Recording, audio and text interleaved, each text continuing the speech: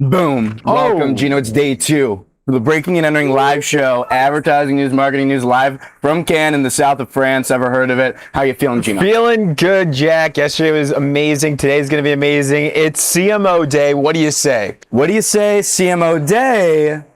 Hey, hey.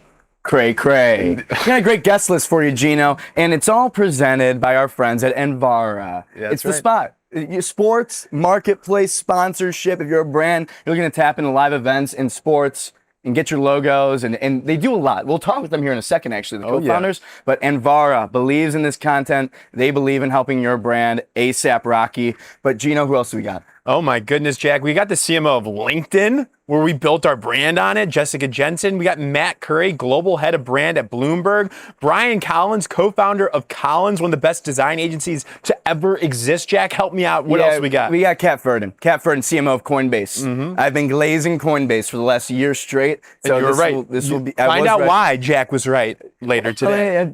Grand Prix. They won a Grand Prix. That's right. So we're going to talk about that. Mark Kirkham, CMO at PepsiCo US, going to come in and chat with us. Can you imagine being the CMO of PepsiCo? Sara Pollack, VP of Global Head of Consumer Marketing at Pinterest. And we round out the show with he has over 200 can lines for those that care. We're here for a reason. Yep. Fernando Machado, new CMO alert at Chipotle. Chipotle. You love that brand.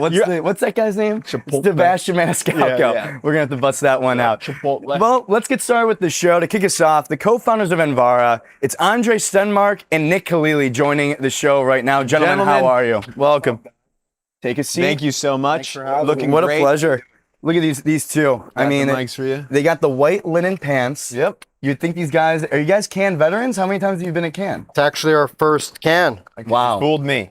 First Cannes, how does it feel? How does it feel being here? Is it, hype versus reality? How would you measure that? I think it has lived up to the hype so far. Yeah. It's madness. It's absolute madness on the Quest side. I mean, we're running into every CMO we know, all the partners that we have, rights holders, sports teams, celebrities. We ran into Chris Paul yesterday, so it's great. How's Chris Paul doing? He's doing good. He likes Anvara, so. Yeah, they're amazing. Who doesn't? Who doesn't? So this is a crazy festival. You've got marketing technology companies, you've got agencies, you got brands all over the place. Tell me why Anvara is here. What are you trying to say to the folks about Anvara while you're here?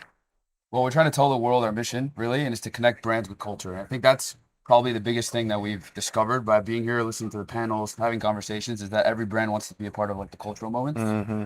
And that's what we do. So we enable them to buy sponsorships on our platform. And we want to show them that the best way to do it through us. Best way to buy sponsorships is through your platform on Anvara. Getting into culture, let's unpack that. Jack and I talk a lot about this. Sports is a key way to get into culture. That's one of the last stands, it seems like, of those monolith moments, tuning in live here. Why does this matter? What have you guys done in the live sports kind of category?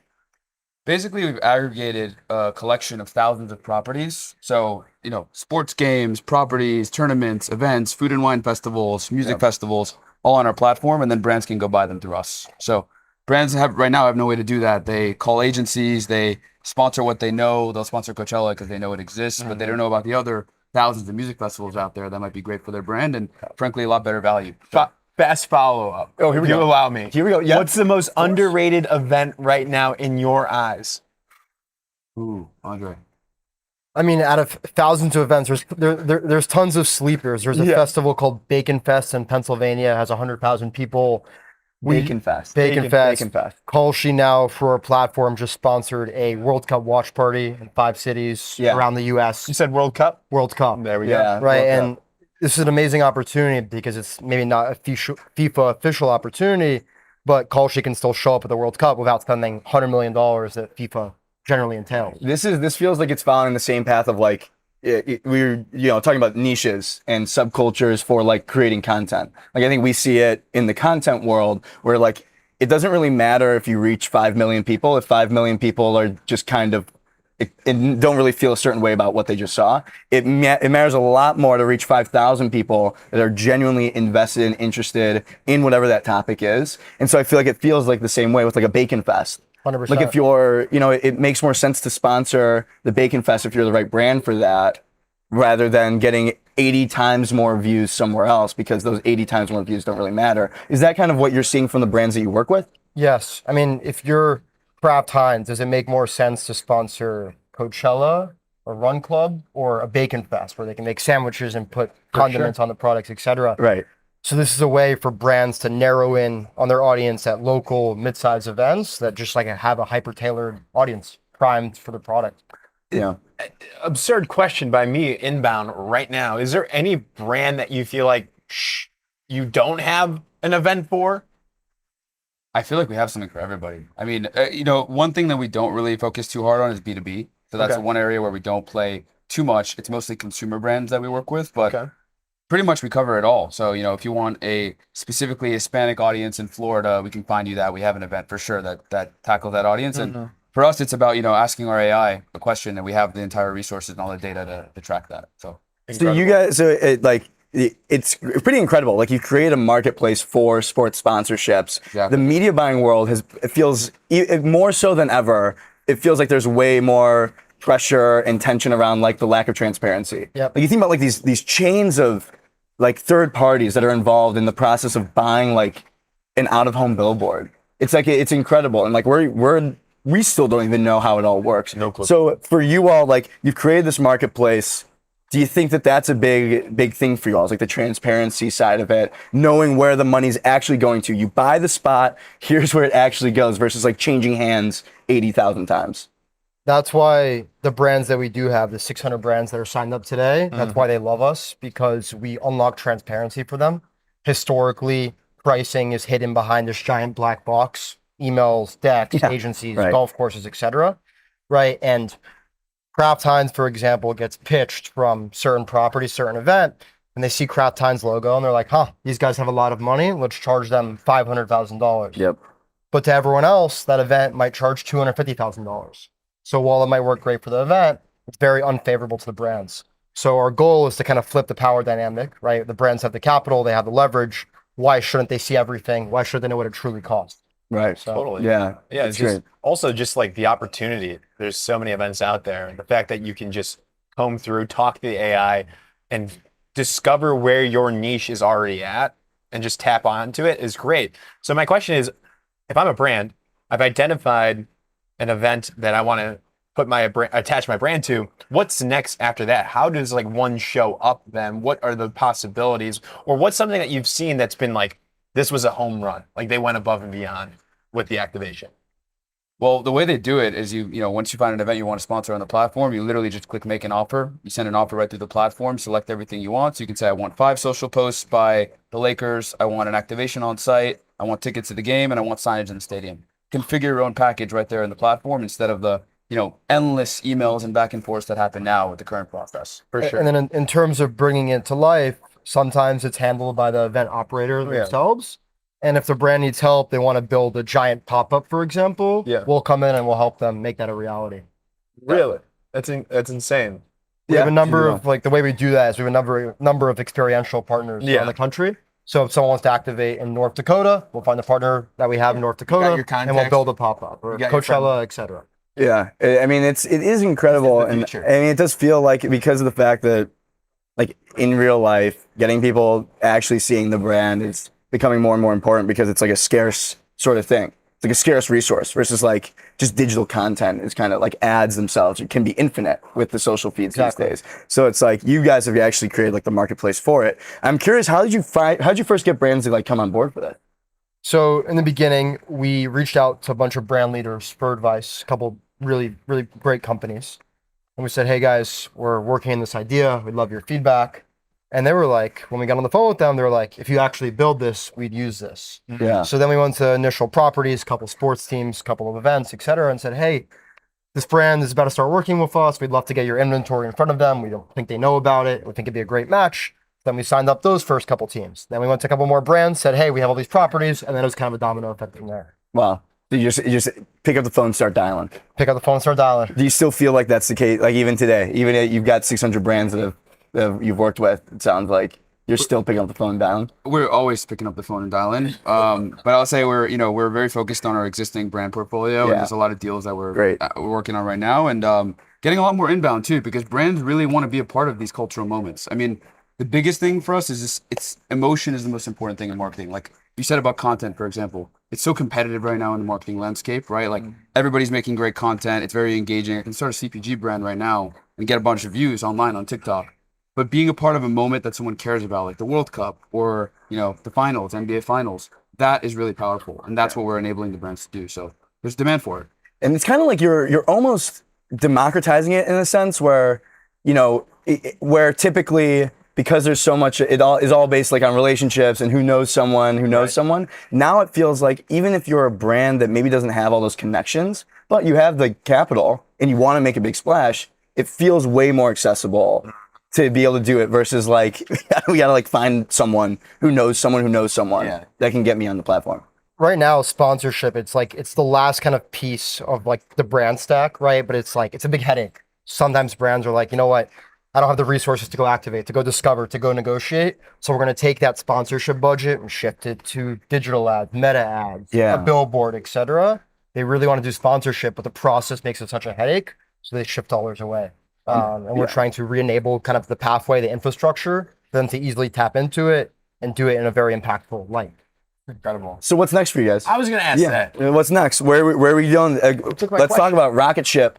The Rocket Ship's launching. Where are we going? So the biggest thing we're focused on for the next year is aggregating inventory around cultural moments. Like for example, with the World Cup, most brands can't afford to spend $100 million on a FIFA sponsorship. For those that can, best of luck to you. You're amazing. But That's awesome. Most can't, right? So we aggregated 50 plus events around the World Cup, watch parties, fan festivals to bring access to those to our brands to get into the moment. So aggregating inventory around the Super Bowl, around the finals, around all these cultural moments, and then expanding our brand roster of people that want to get involved. And on top of that, lastly, like just building a best-in-class product, right? Yeah. Making it insanely easy for brands, having everything powered by data, right? And then helping them measure the opportunities afterward, right? Sponsorship is also tough because historically you can't measure sponsorships. So now we're bringing in, building a bunch of tools so you can say how many people showed up, how many people posted about it on social media, took a picture of it on TV. So you can actually measure. You're like adding the measurement side of it too. It's the last step. It's like the whole 360 kind of campaign. That's incredible. It's like having an agency in your pocket, more or less. Yeah, it's fantastic. It's a fantastic system. It's a fantastic tool. The crew at Anvara, thank you both so much. Thank you for taking the time. I appreciate it. Pleasure. Awesome. Thank you for sponsoring and believing in this content. Thank you. Thanks, guys. Everyone believes in it. Yes, Come sir. on now. Those are the fellas, Andrei and Nick Thank from you, sir. Anvara. Nice Great stuff. What we're gonna do now, Gino, is we're gonna bring on our next guest. We're gonna probably do a little bit of a set change here as well. How So can I you help with the set change? Let's tackle this one by one. I think what we'll do is Ellie will come in and help us out, and she's gonna move this. You want me on this one? She's gonna want me on this seat? Yep. Oh, This is what it's all about. This is our next guest called it a snuggle up is what's gonna happen next because our next guest is Jessica Jensen.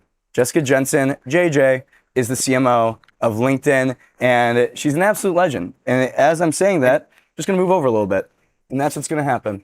So Jessica, please welcome to the show. Enjoy, and please join us. And please join us. Whoop, whoop, this is a big whoop, deal. whoop, This is a whoop. big deal. My faves. Here. I've been looking forward to this. Here's your mic. It's a clip Clip mic. it in. It's a clip. This is a fun one. JJ, I don't want to put you on the spot, and I don't want to, do anything that would harm your reputation. But you did say that you were at Oprah before this, Well, and you left that to come here. This is a true story. We had Oprah on our rooftop at the Carlton, and she was mesmerizing and inspiring and spoke to my soul. And at the 20-minute mark, I was like, I got B&E, I got to roll. Oh, we appreciate You guys that. are my favorite. Thank you. I am a giant breaking and entering fan. I told your team I would wear branded merch down the Quasset. Okay, I'll give you my shirt. I wore my shirt, Breaking Entering shirt yesterday. It's pretty sweaty. Are you down? I would maybe do like a little spritz with some kind of a fragrance, but then I'd throw that bad boy right on. That's badass. I love it. Also, like Gino mentioned at the top, I think it would be insane of us not to set the context of like, we built our platform primarily on LinkedIn. Well, that is a gift to the world. Thank you. But I think it's just meant, it's been so interesting to to start that way. I don't know, like people will always say other platforms are like, that's where you build your creator career. But we found a ton of success both with the business and the content itself and the impact and influence on LinkedIn. Was that always the plan? Were you like, of course you did? No. Well, not everybody is creative, as creative, fun, and insightful as you. So let's be clear about that. I mean, if you want to reach a professional audience, we have 1.3 billion people and 70 million companies. So if you are trying to build a business, get your brand message out to the right influencers and the right buyers, we like to think that LinkedIn is your best home. And thank you for investing your time and effort and also making LinkedIn more fun. Yeah. Oh my gosh. Well, it's amazing. It starts with you. It starts with you, and I want to understand. And so JJ going for a touch, and so I wanted to do one. Yeah, feel free. Anyways, Touching me, touching you. It seems like an Wait, ABBA. what song is that? That's ABBA, segue. Touching hands, reaching Reaching out, touching me, touching you, sweet Kenny, Jessica. How's it? So, what, Gina? What was your question? I was going to ask, what's going on at LinkedIn right now? Take can. What are you? Yeah, what are you guys most up to? excited You about? guys got a great presence. Thank you. We're at Yeah. the Carlton, right down by the sweaty sands. And we have a bunch of clients here. We're very, very focused on creators. Thank you very much. We have launched a creator marketplace to match brands to creators. It's a big deal. Which in the B2B space is very hot, fertile ground it is exploding. And we like to help people discover the best creators. And obviously we have some customers who are interested in that. Right. Sports is on fire on LinkedIn. Oh, yeah. I don't know. yes. Did you see the thing about the Cape Verde recruiting their player, the World Cup player on LinkedIn? I did not see that. Tell us about And that. we've got Fernando Mendoza and all these NFL people. Athletes are like, I want to be a creator. I want to be an entrepreneur. I want to Yes. create partnerships. Hey, where would I do that? LinkedIn. It is fantastic. I saw it. So Jalen Brunson Yes. posted as Yes. well when he won the Yes. championship. I obviously commented and I asked him to come on the show to discuss. How's it He has going? not gotten back to me Do you yet. want me to reach out? Please. Okay. Absolutely. I saw someone commented or something and was like I'm cooked. Like I'm competing on LinkedIn in the feed with Jalen Brunson. Like my There's post, room for all of us. I know. Well, yeah, of course, Yeah. of course. But it's so Oprah, funny. Jay. Yeah, I thought it was so funny though, because for a while that kind of has been the thing with LinkedIn is it has the most amount of people on it, but the least amount of people actually posting. So how do you solve for that? Because you don't want it to get to a point where everyone's posting just to post and it becomes No, slop. exactly. So your thoughts Exactly. on managing that, knowing Yeah. that's kind of where your starting point is. Yeah, unfortunately, there are a lot of people who are either super intimidated to do a video and post it on LinkedIn because it's your real name, your professional credibility on the line, and I understand that intimidation. And then, unfortunately, there's also a group of people who are like, I'm going to post some pre-written AI thing 5 days a week. The truth is, you should post on video.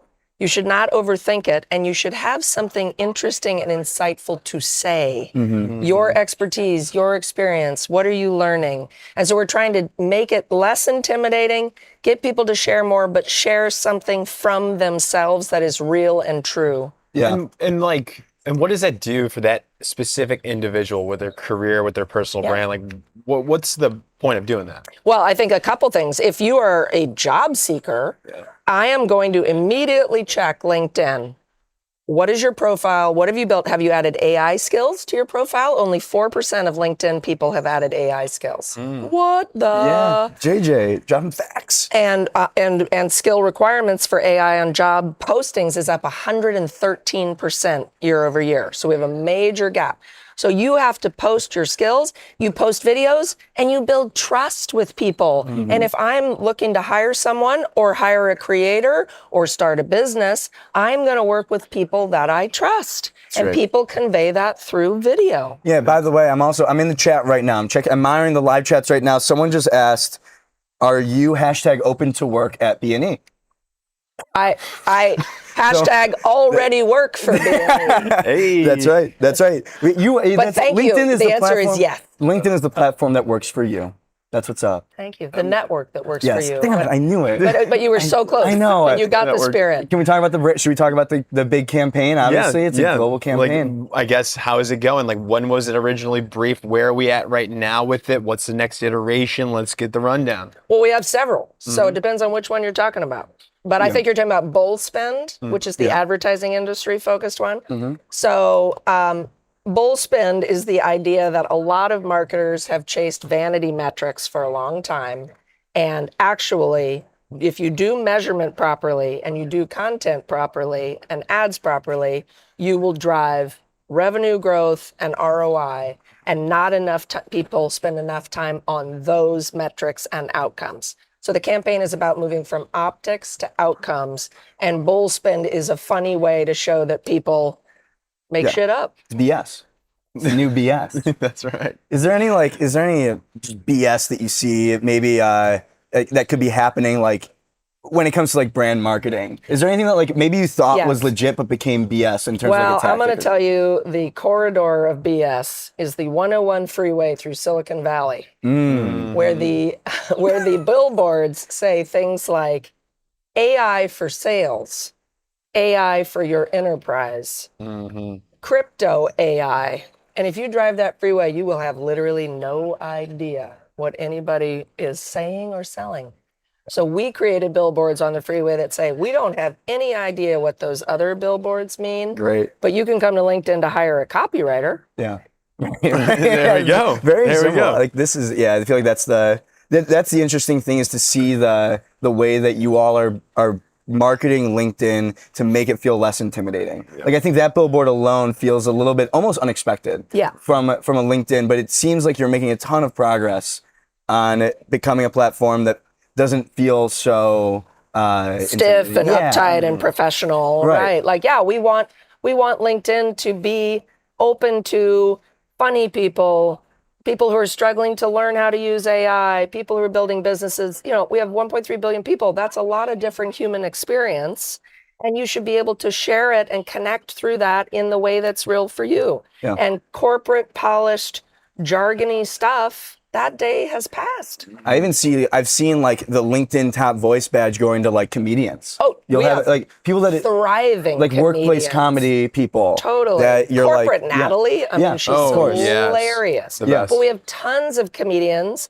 We have farming industry leaders who are top voices. We have plumbers. I mean, like, it's the world of work. Yeah. It's everyone. There's top voices all over. Yeah. And I think that's fascinating. I want to kind of ask this a fun question that we hear a lot in like these events that we go to or panels we go to. Besides LinkedIn, what's the most underrated marketing channel in your POV? Here we go. Live events. I'm going to go live events. I think people... Still underrated? It's catching fire. Because people are tired of being on their phones and they're tired of being alone in a room with a device. And so you see event marketing. I mean, we're in Cannes, right? Yeah. We're sitting outside together with people we like.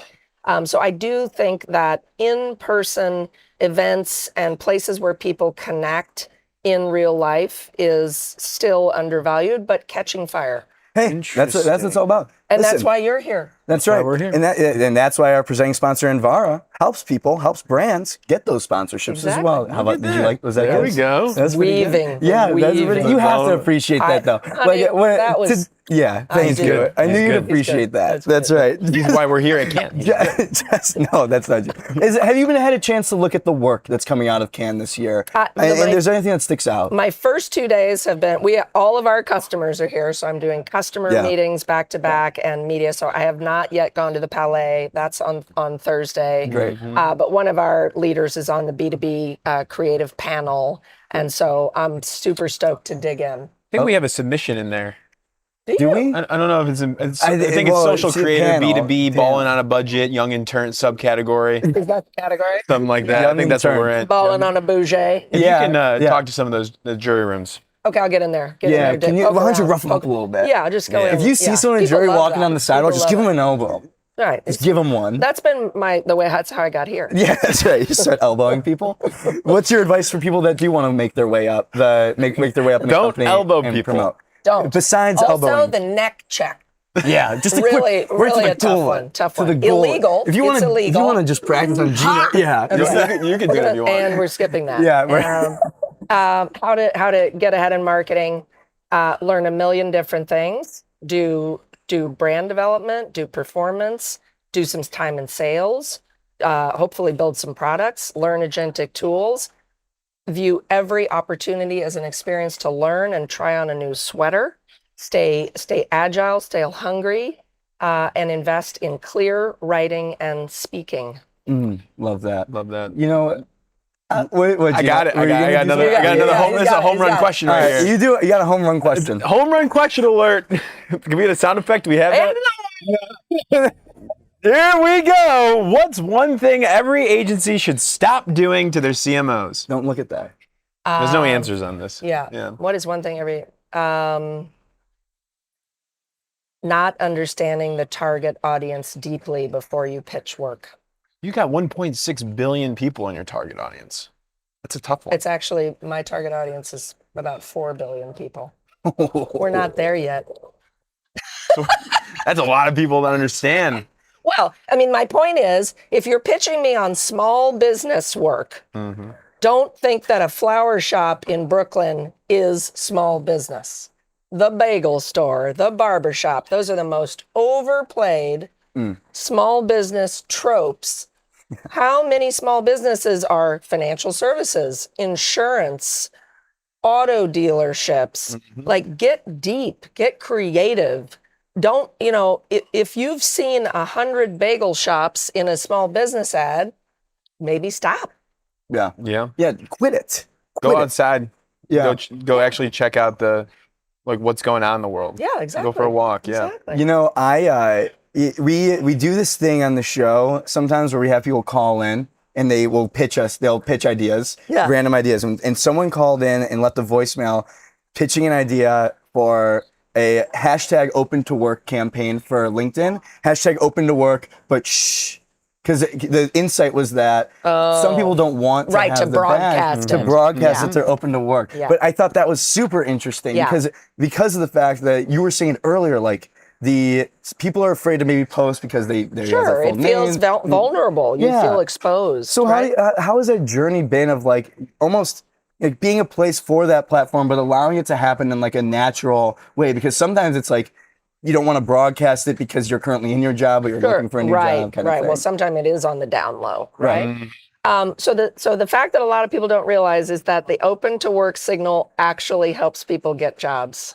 It drives better performance for job seekers. There you go. So there is a reason to do it. Not everybody's comfortable. Not everybody's in the right spot. We understand that, but it does actually serve a proper purpose. Right. We are in the process of developing many different versions of these kinds of profile options. So stay tuned for some cool. Love that. stuff. Love that. What That's else a you look got good. going on? Yeah. What else can we look forward to with the Hashtag LinkedIn scoop. world? You're Let's gonna get a get little the head shake Yeah. from the people behind the. We are launching a car company. Oh, great! Yeah, And- I'll be on that. That'll be. No, I would we're grab that. constantly building new and exciting things, and I'll be you're my first call. Thank you. I also saw that you added collaboration. You can invite people to collaborate on LinkedIn Yes, on your people posts. are loving that. Yeah. Yes. Amazing. I got early access. Yeah, I don't know if everyone he's kind of necessarily- special. I don't know if it, But the other thing is that now people can post that they're available for consultations, and you can get paid.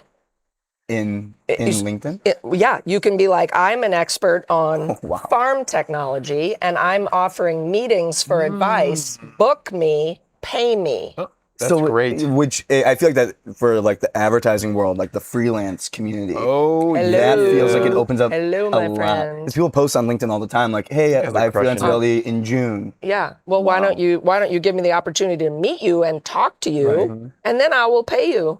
Yeah, because people put they put all their portfolio, all their information on their LinkedIn, Which is great. profile. Which is great. But you can go a step beyond that to engage. Well, exactly. That's and why I think it make makes money. sense. That's why I think it makes sense because you're already there looking at their portfolio. Exactly. Let's just let's just book it here. Totally. That's amazing. You guys are That's awesome. cool. Yeah, Jessica Jensen and LinkedIn. Oh, guys are Gino great. and Jack, my faves. Appreciate you Thank so you so much. much. We're Thanks gonna for hang coming out. on. Okay. Oh, yeah. Thank you for what you're doing. Everybody have a marvelous can. Thank you. Party on. We'll Try take not the to mic. trip. We'll take the mic. yeah, you're about that. Thank you so Yes, much. thank you so Reduce, much. reuse, recycle. That's right. That's right. We're all about that. You can have Thank that. you. Thank you, guys. Thank Take you. care. That was Jessica Jensen, the CMO of LinkedIn. Always a pleasure. You know, when asked about what's the most underrated marketing channel today, still she answered with live events. Jack, why does that matter? Because Anvara is our presenting sponsor, and they are the people, they are the brand that can do that. They can allow you to access these unbelievable opportunities for sponsorships at events. They also curate it. They can make it all happen. You do it all in their marketplace. So you don't have to go through like 500 different people, which you hear all the time is an issue. Like transparency and pricing, all that. You go in as a brand, you make an offer, you get your spot. Makes it Life freaking is amazing. accessible, You can, Jack. you can measure the campaign. I want to Great start getting. What event would you want to sponsor? for I Great was Gaming? actually going to bring this up. What do you think? Let's ask our next guest. All right, who Matt do we Curry got? is the global head of brand and creative at Bloomberg. Matt, welcome to the show. Hello, How's it sir. going? Hello, sir. Hello. Good to hello, see ya. Hello. Hello. Here you go. You're just going to clip that on. Mic check. You can't drop this mic. Last time we interviewed Oh yeah, I can drop this. Matt, Please don't. he did a mic drop in the Whiteboard News. So He you are did a the great head job. of global brand and creative at Bloomberg. Yet you come from right from the agency world, though, correct? Correct. So where were you at before? I was at Ogilvy just before I joined Bloomberg. Yeah, So, I was there. yeah.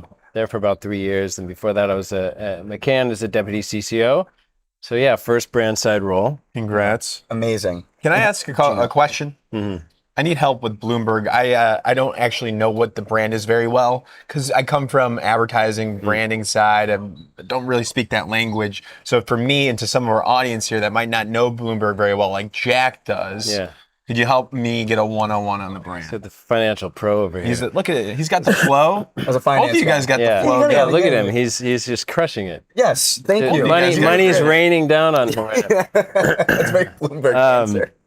So yeah, Bloomberg's it's a vast company. A lot of people don't know everything about it, right? If you say Bloomberg, they think it's the news, or maybe they think, if you're in the finance world, they'll think about the terminal, or if you're in New York, you'll think about the man, right? It's a vast company. We have a whole financial solutions suite of products, all built around the terminal, right? The Bloomberg terminal, and the Bloomberg terminal is, if you can imagine Google, Excel, ChatGPT, Slack, and a stock trading dashboard all in one platform for financial professionals, that's what the terminal is, right? Then we have all sorts of products that build on top of that. Then we have media, so we sell our own media because we have our own news channels, right? In consumer news subscription, and then we do a ton of philanthropic work, right? Mike Bloomberg does with his foundation, and then we do a ton of work inside the company. It's about 26,000 people, so a lot of work in the company globally, right, for our employee brand and for recruitment and different things like that. So a lot of things going on at Bloomberg. Yeah. I got to get in that terminal. Yeah, the gotta get terminal, on the terminal. you talk about subcultures. The finance community is obsessed with the Bloomberg terminal. Yeah. Is there any competitors to the terminal, Jack? Honestly, I'm asking literally, you. I actually, I'm not just saying this because Matt, it's you right I now. didn't pay him to say that. There is no, I don't think Like there's- one-on-one though, like is there any Like if you are if you consider yourself to be a legitimate financial institution, you're using the Bloomberg. financier? Yeah, the finance world, of course. But You got to get on this terminal. Yeah. And then, but you also have the media side of things, and they brought you into, I would imagine, to unify the brand because there's so many of these different components: the media, the person, the terminal. How do you wrap that all into one messaging? You guys came out with a campaign not too long ago that freaking crushed. Can you tell us about that and what you're doing? Yeah, we did a big campaign for the consumer news subscription that we have. There's some plates walking by. Yeah. The mics are pretty good. I actually wonder. I would love to hear How from we the sound in chat. JR? Yeah, it sounds great. They're actually very good. They're incredible The mics. plates themselves. These are the yeah. terminal of podcasting, right? Yeah. We have a consumer news subscription. Not everybody knows that, right? So what we found in our market research was not everyone knows we have a consumer news subscription, right? So we needed to tell them, one, that we have a consumer news subscription, and then two, what you would get from that subscription, what kind of news we cover, right? Because a lot of our competitors, they're being everything to everyone, right? They're more generalist, covering all sorts of different types of news. We have a very specific niche in focus on just business and finance news, right? We're not trying to be all things to all people. But we came up with this idea that really sort of elevated what we focus on and why. And the idea was get the money side of the story, because Bloomberg's approach is to follow the money, to really tell the story of what's going on in the world. And so we came up with this idea, get the money side of the story, and that's what you get from Bloomberg, right? If you have a consumer news subscription with Bloomberg, you're going to get the money side of the story, and through that story, you're gonna understand what's happening in the world. The money side is the objective side, right?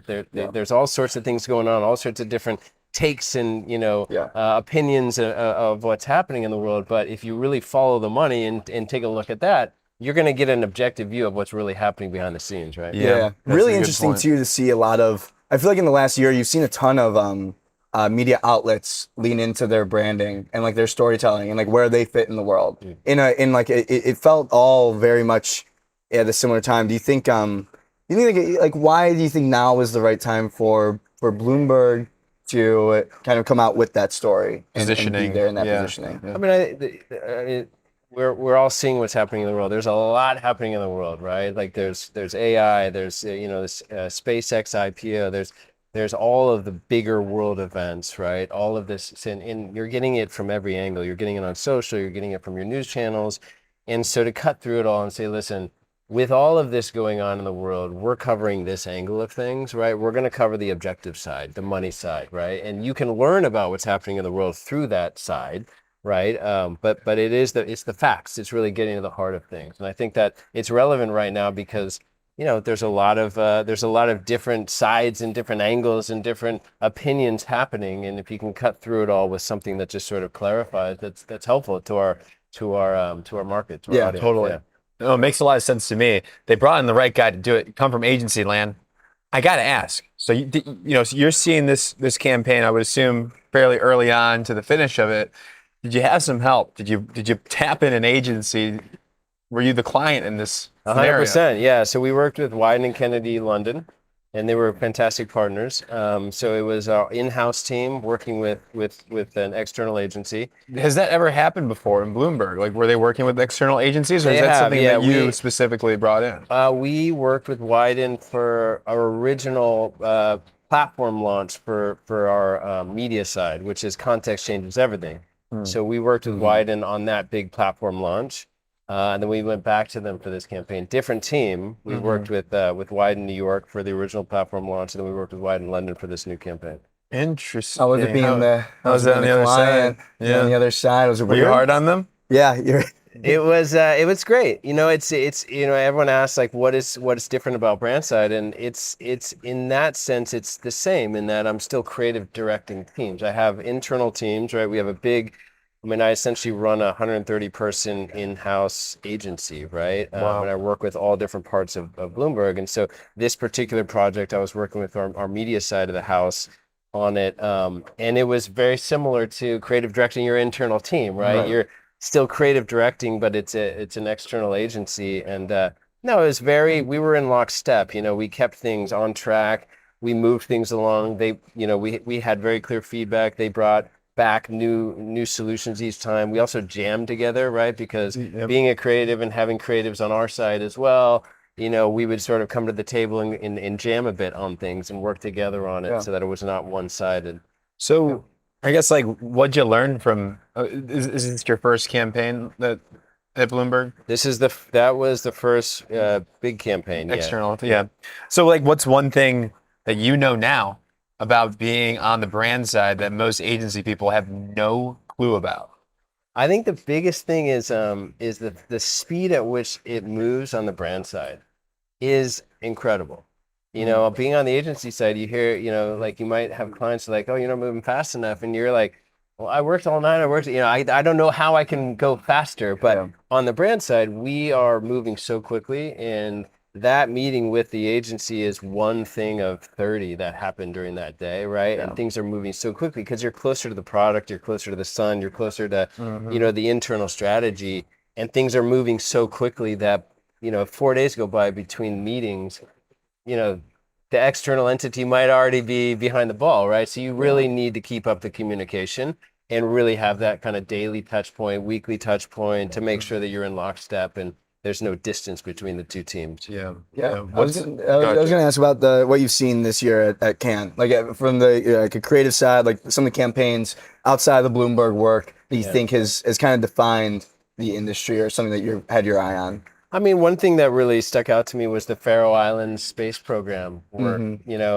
which was incredible. I mean, it was an industrial bearings company, that had no business telling such an entertaining story, but they did, right? It was an engineering story that they turned into an adventure, right? That got global attention. And I think, you're seeing that with a lot of B2B work is the best work still tells a story. It doesn't list features, right? And it really leans into cultural relevance, not just category relevance. I think that's still true today, and the best work is winning because of that, and has gotten the best results because of that, which is even more important. Yeah, it's like breaking out of the category. Like you're seeing some of that happening. Like some of the work that is, it like the reason it works is because it doesn't look like anything else in the category. Well, you said That's creativity, dog. Yeah, That's creativity. We just talked with JJ, CMO at LinkedIn. She was like, don't come to me with an idea where it's like a small business and it's like the bagel shop or the pet store in town, because that trope has been done for small businesses forever. Do something crazy. You got to find the unexpected angle, and you got to remember that even in a category like B2B, there's still a human on the other side of that. You might, it might be a massive enterprise-wide product or deal, but there is a human who needs to make that decision, right? And so storytelling, creativity, engaging people in an emotional way is still ultimately the most important thing. Yeah. And then, Gino, were you going to say something? Yeah, I got a question. Yeah, here we go. I was going to get a little deep, though. Oh, okay. I guess, like, are you ready? Is this mic drop time or what? Yeah, no, just like, I guess, like, what actually worries you now? Like, there's always going to be stressors, whether you're agency side or brand side, but, like, what keeps you up at night on the brand side? What keeps me up at night on the brand side? Because it's good for the agency people to hear this so they can solve for it. Yeah, I think the biggest thing is, having a partner or partners that are as embedded as we are, right? Like in a company like Bloomberg, it is so, the information is so dense and it's a very complicated company. And I think the ability to absorb all of that and, sort of like, data transfer into the external agency is difficult, but it's necessary, right? And so making sure that we're all sort of know the same thing, and that's on us just as much as it's on anyone else, right? It's that communication, making sure that our partners know everything that's happening, everything that's shifting, how priorities are shifting, what's important is shifting, all the information that they need to know about that subject, right? You really kind of have to get a PhD in our different products at times, Do you think like the way that the client agency relationship do you think it's evolved in that sense of like how embedded you need to be with the agency, or do you think it's just? I think the best success comes from that, right? Okay. And that was on my favorite relationships and probably most successful relationships on the agency side was when I was very much embedded in with my clients. Like I worked with Google for many, many years when I was at 72 and Sunny, and we were embedded together. I mean, we were enmeshed and we worked together, and we were essentially one team, jamming things out. We knew, we both sides knew everything about the products and what was happening, and we came up with really great work together. So I think that hasn't changed. That's still important, right? With everything going on and all the mergers and all of the things happening, I think it just still comes down to human relationships, creativity, communication, getting together, talking, jamming, and solving problems together, right? Like our job is to solve problems with creativity. Yeah, exactly. And so what does it look like now for the future with Bloomberg? Where are you hoping to take the brand? What are you hoping to accomplish? Yeah, going back to where we started, right? Not enough people know what Bloomberg is all about and everything we do. On the philanthropic side, we work with a ton of artists. I mean, our Connects team just wrapped the Pont Neuf in Paris with JR. And we did an AR experience in partnership with Snap, for our foundation work. And not enough people know about that. We have an app called Connects where you can download that and go into, hundreds and hundreds of museums around the world and get a personal guided tour through the app for free. Really? Oh, I need Yeah. that. Interesting. Yeah. Well, we're gonna be in Paris next Yeah, week. I'm gonna check out the Louvre. So we're gonna go. We can, Go to if the it's still Pont up, Neuf. we'll go check Pont it Neuf. out. Fantastic, Yeah, yeah. I gotta get my eyes on that. I like this. I feel like even though I'm not the target audience, I want to be. Yeah. I want to be on the Follow the terminal. money. I probably should read that. Well, Yeah. because of I just think that, especially these days where Powerful. there's endless places to get your news content from, so to speak. Bloomberg guy. To I wanna be a able, Bloomberg yeah, guy. to be able to like pick a position and go for it. I guess like my last question is building the culture within to like get internal buy-in to say this is this is the direction we're gonna go. Here's what we're doing. Was it like any tension there or like navigating all of that? No, I think that there's, with the different leadership, there's a lot of trust. Yeah. They really, there's a lot of rigor put into who they hire and who they bring in because people stay a really long time. I mean, it's not uncommon to meet people at Bloomberg who've been there for 10 plus years, right? So there's a lot of rigor in who they bring in, and so there's a lot of trust in that expertise and what you're bringing to the table. So for that campaign, I think when we started showing that it was built off follow the money, which was already Bloomberg's approach, and this idea of get the money side of the story, everyone's like, oh, okay, that's spot on, that's right? perfect. Like we were strategically on point as well as creatively on point. So it wasn't, we had great conversations around it. We got great feedback from different stakeholders that made the work better, frankly. Yeah. So are you Not a lot of are you friction. are you like the weirdo creative guy like of like all the executive like at Bloomberg? For Is sure. it, I mean, I imagine I just picture everyone just walking around suits and ties, of course. And then There's a lot of suits and ties. I rock up how I am. you Yeah, know what yeah. I mean? I keep it respectable. Of course. I might not always wear a suit and tie, but yeah. That's it's- great. It's good. That's awesome. Well, Matt, thank you so much for joining the show. Absolute pleasure. Hope you have a great rest of the week at Cannes. And congrats again on the campaign launch with Bloomberg. Excited to see what comes from the crew there. Very excited, and I'm excited for you to become a Bloomberg guy. Like you can look like Jack one day, and The terminals, the Bloomberg terminals are like tens of thousands of dollars, right? Yeah, like yeah, yeah. they're so. Oh, we're gonna. yeah, you I'm got gonna it. talk You got about it. But they're actually like. I just need. Have you it's ever a- had it? It's like a grace. Do you get it as like a subscription in in college? UI? In college, You could use it, yeah. they had them. Is it like guaranteed? Like, am I gonna make a lot of money if I get this? Don't you don't have to answer that. no. Matt. I'm talking to you. This is not financial advice. Yeah, this is zero financial advice. There's no financial There advice. still needs to be a human operator that gets to the right place. So I just call up. I'm on the terminal. I call. I'm like, all right, what are we thinking today? Well, they have the no. The absolutely terminal not. is like it's Absolutely not. You're typing. You can like. Now you're chat just with people. embarrassing yourself. Yeah, oh yeah. my God, no, I want to learn. It's boots on the ground, brick by brick, to get Yeah. people to understand. Yeah. Bloomberg. this is what we do. I mean, what's interesting is the terminal is, all of the things I said before, right? It's all those things in one big platform. But for many, many years, you navigate it with function commands, right? So you had to like understand and learn the language of the terminal. We now have a conversational user interface called Ask B, which is our AI product, where you can, instead of going, professionals going to the terminal to search for information, you can now have a conversation with the world's most trusted financial intelligence, right? So Perfect. more of a So conversation. good. So even I could use yeah, it. it's opening it up to Yeah. more people to be able to use and navigate it. You almost don't want to be too accessible because you don't want Gino going in there messing around. doing Well, stuff. when I said so, I just get in there and talk to it. It kind of does. But you said pick up the phone. Maybe that's man, not. You Yeah, need when to you know pick what up the phone, you you need to just know get- what to ask it though. You need Yeah, to know, yeah, you need yeah. to know the prompt. Yeah, They Gino's still gonna have to be blame- smart prompts. This yeah. is. I can see where this is going. But I'm all in. I'm gonna Matt, figure thank you this so out. much. Yeah, very Appreciate good. you. Thank you. Incredible. Thank you guys. Very, Thank very you. fun. Great chatting. Good to see you. Yeah. Enjoy. Thank you. I can take that. That is Matt Curry, global head of Yeah, brand it is. creative at He's Bloomberg. awesome. He's good. And He's good. Gino, shout out to our presenting sponsor, Anvara. Anvara, live sports, live entertainment. You want to sponsor these things, these events? They're the marketplace for you, Gino. You can do a whole campaign in like probably the length of this ad read. Absolutely, Like yeah. it's very user friendly, and they got the data and measurement tools. Figure it behind out. Yeah. You figure out which event is right for your brand. You're a brand CMO. You go onto that platform. You find the event. Boom, makes sense. Like if you're Heinz, you go to the bacon event. Yeah, we exactly. Talked about earlier. Heinz- Go Heinz- rewind and Heinz, ketchup and bacon. Do you eat? I usually get like a bacon, egg, and Listen, cheese. I'll put some. I'll put Heinz on anything. Yeah, Jack. you will. You will Okay. put Heinz on anything.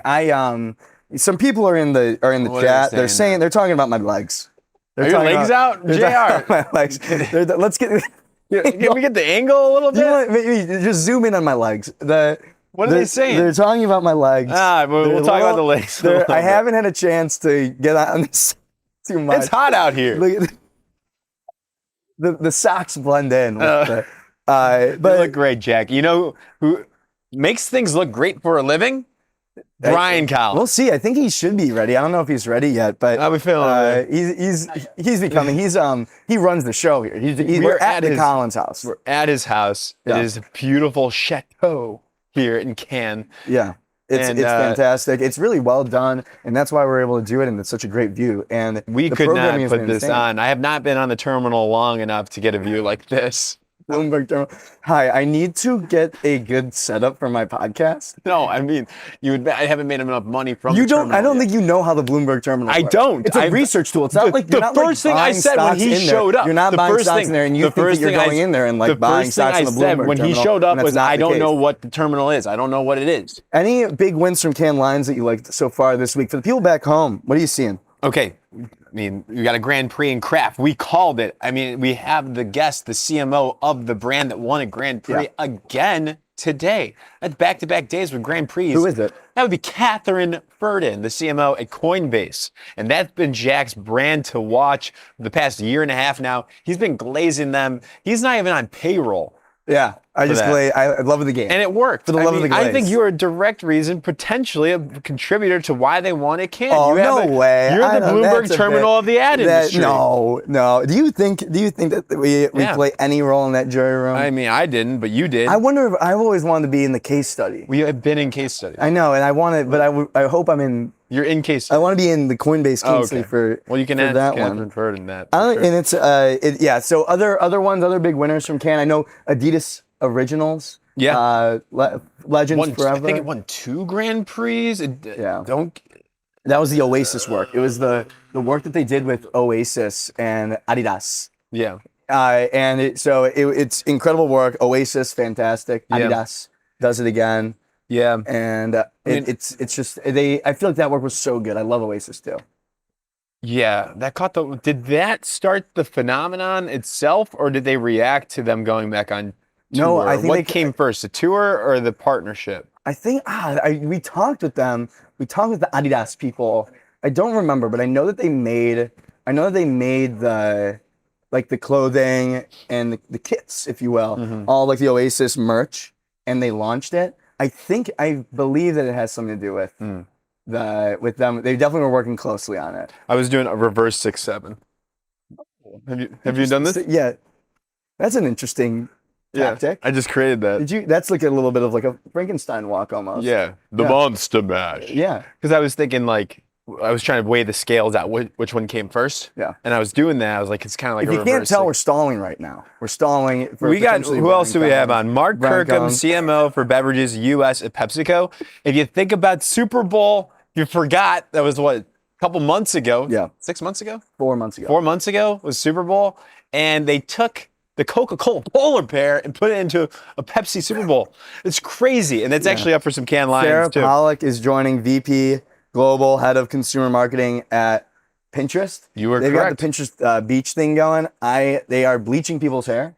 Oh, can we get a zoom in on Jack for this? I would love to. I would love to get. It's Get okay. a one last look at Jack's beautiful black hair right Yeah, now, because because it will it's gonna not be be- that color tomorrow. It's gonna be if you look at these locks. Did we just get rid of a camera over there? Yeah, if you get look at the locks right here. It's gonna be.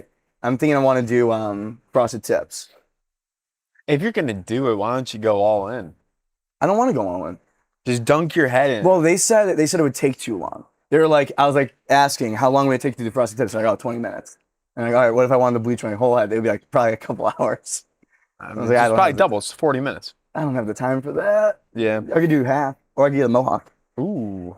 Other work that you like at Cannes this And then the year? last guest, 445, finished strong I here. asked with the question. Fernando Machado, new CMO at Chipotle. Jack, just want to remind you, we have the CMO Chipotle coming on later Yeah, stick today. around for the end of the show because I don't know where that conversation is going to go. I am someone that eats Chipotle. He runs Cannes Every Every day. day. He has he has over 200 Cannes Lions. This dude literally teaches a class on from Cannes Lion itself. It's like an MBA program. I'm like how to win at Cannes. It's like a marketer's MBA, like owned by Cannes, and he leads it. Oh, okay. Yeah. But it's basically how to win a Cannes. Yeah. So- I mean, he knows how to do it. He did because he was the Burger King Moldy Whopper. He won a CMO. Titanium Lion in 2018 with Whopper Detour. Yeah. All of the Burger King work there. He was at Unilever for 19 years. Dove Real Beauty sketches with Anselmo. 100%. So 100%. he is a dream to have on later today. And as well. I think we're also next up. If Brian's not able to make it, we'll bring in Cat Ferdon. But right now we have him. He's stepping into the studio right now, live with us. It's Brian Collins. Brian, there he is. Here we go. Brian, how's it going? It's going great. How are you? Thank you for having us. Thank you very much. You're gonna just do a little bit of like a flip-on situation. Oh my that. goodness. Okay. Yeah, get him. All right. This is the best. Which camera is working? Oh, all of them. All of them. Oh, so both of them. Okay. One of them is like a tight shot Okay. on you, and one is like a wide one. Oh my goodness. Great. Oh, here. I'm gonna have one. Yeah. Okay. Three of us. Cheers. Cheers. This is great. Thank you for having us. You're welcome. Cheers. Well, welcome to Collins House. It's an absolute pleasure. It's a to good be here. view, How too, How are right? you feeling about it? You've put on this unbelievable house, curated a ton of amazing programming. How are you feeling right now? Did you just do that? Yeah, I just did a little sip. I just Yeah, was so- enjoying the moment. Yeah, let's Give do it you a again. thumbs up. One more time. Oh, cheers. C'est fantastique. Non, je ne peux pas français, mais c'est fantastique. No, No, the subtitles. Merci beaucoup. Yeah, no, this is easy. All I said was I don't speak French, but this is fantastic. Oh, excellent. Je m'appelle Jack. Yeah, je m'appelle Briand.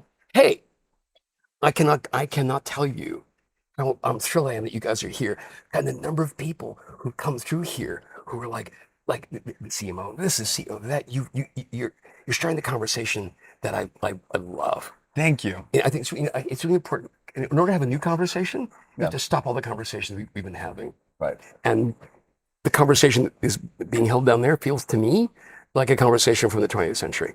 Interesting. What do you think they're You- talking And you're saying about? down there as in like the croissant. All the or- croissant. Yeah. Yes, because where are we at right now? We are literally a 10-minute walk from the Carlton Hotel. Yeah. We are in a chateau that was built in the middle of the 19th century. It was meant to be a place where people would come and retreat. The reason it's up high in the hills is, but this is before air conditioning, and while there are giant shutters on the screens you can open up, is because you get to see. This is where people came in the summertime because the breeze would come off the Mediterranean and would come into these houses. That's why these houses are built like this. Beautiful. So to catch. Right. So in the evenings you get incredible sunsets, but all day long you get the breezes from the ocean. It's beautiful. And I think that just kind of goes into what you're about and what Collins is just such good at curation, taste. Like you guys are the best at it. And that's why it means so much for us to be here and to be associated with your brand, whether you like it or not. It seems like you're okay with it. We love it. So thank you for No. I'm always interested in people who are interested in making noise. I'm always interested in people who are looking at new models because you can't create the future unless you kind of let go of the past. And you guys are doing it in such an interesting way. And here in Cannes, everyone says like they want to be innovative, they want to be fresh, they want to be original, and yet they do another fluorescent cabana beside each other. I'm sure you're interviewing people who have fluorescent cabanas down there.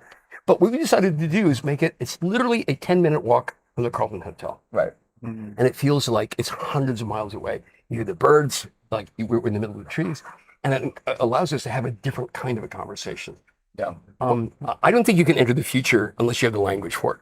So we're trying to figure out what that language is. So the kinds of conversations we have with, Just going to ask you that. like just different, like we had Kiki Palmer we kicked it off with Will.i.am, Kiki Palmer.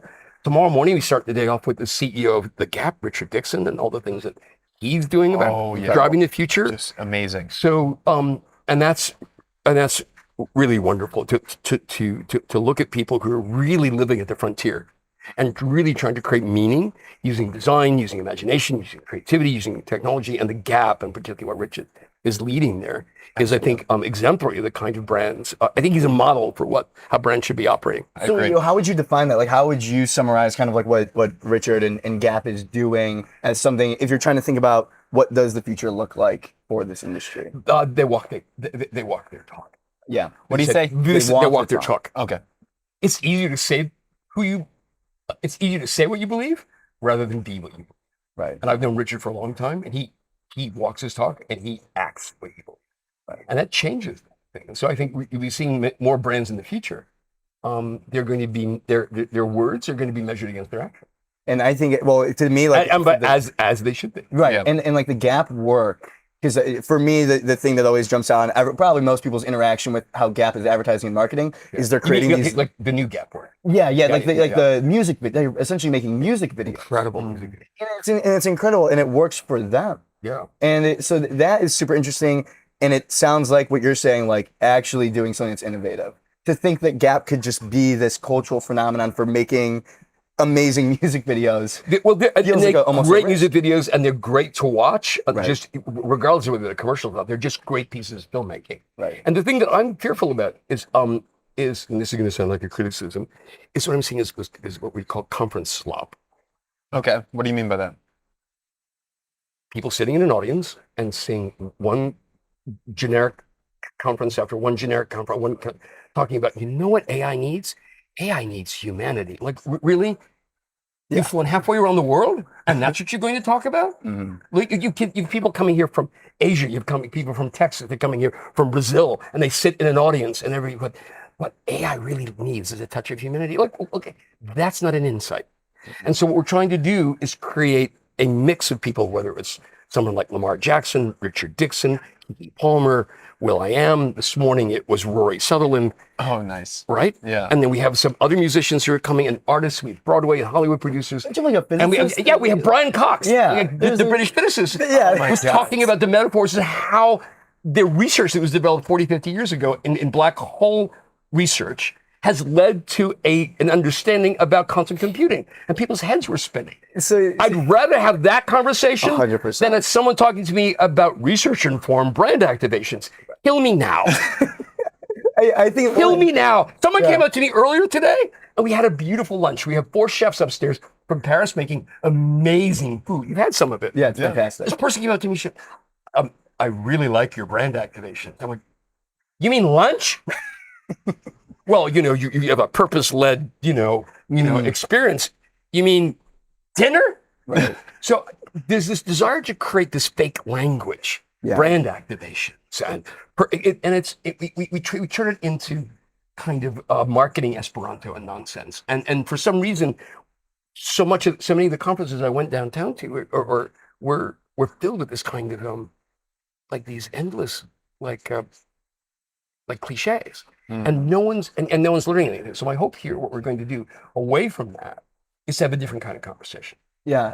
What happens if we don't adopt your POV on this matter? If the conference slop continues to grow, we're seeing more funds to this festival every single year. What happens if we don't try to shift the conversation? I can't. I don't really worry about that. Yeah. I can only worry about the things that we can control. Yeah. You didn't worry about your industry. You worried about what can we do. Right. And as a result, you're having remarkable conversation. You're driving a new conversation in the way that you want to drive it. Yeah. We want to have this conversation that we want to drive it. We did it the first year, and we rented the house, and we invited friends we knew. So Scott Galloway came, and Cindy Gallup came, and then Michael Casson came. Last year, we had Taika Waititi come, and then we had John Haggerty come. And this year, it just got more people were interested in what we were doing. So I had no other agenda except, wouldn't it be interesting to have an interesting conversation that wasn't the same kind of cliche after cliche, where no one uses the word platform as a verb. Right. Yeah, exactly. Follow me down this path. Cheers. Cheers to that. Sorry about that. Cheers to that.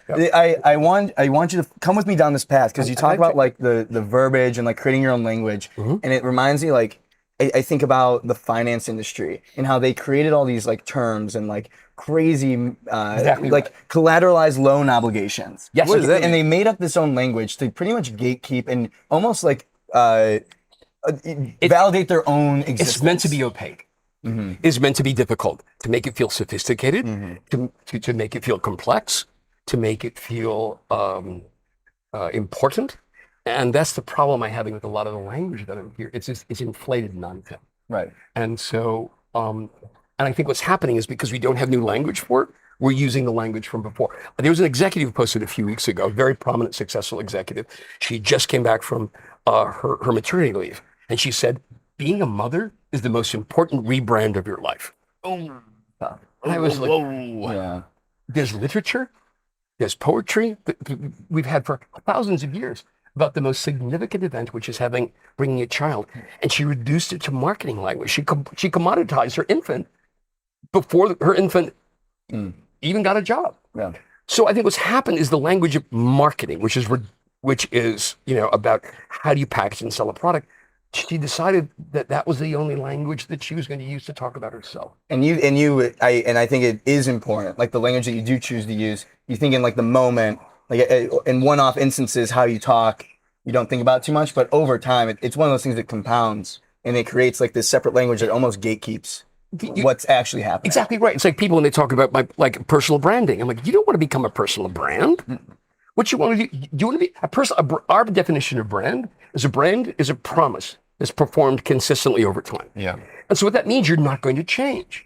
And I'm assuming that you're different people and you're different men than you were a year ago. Yeah. And maybe from 5 years ago. Yep.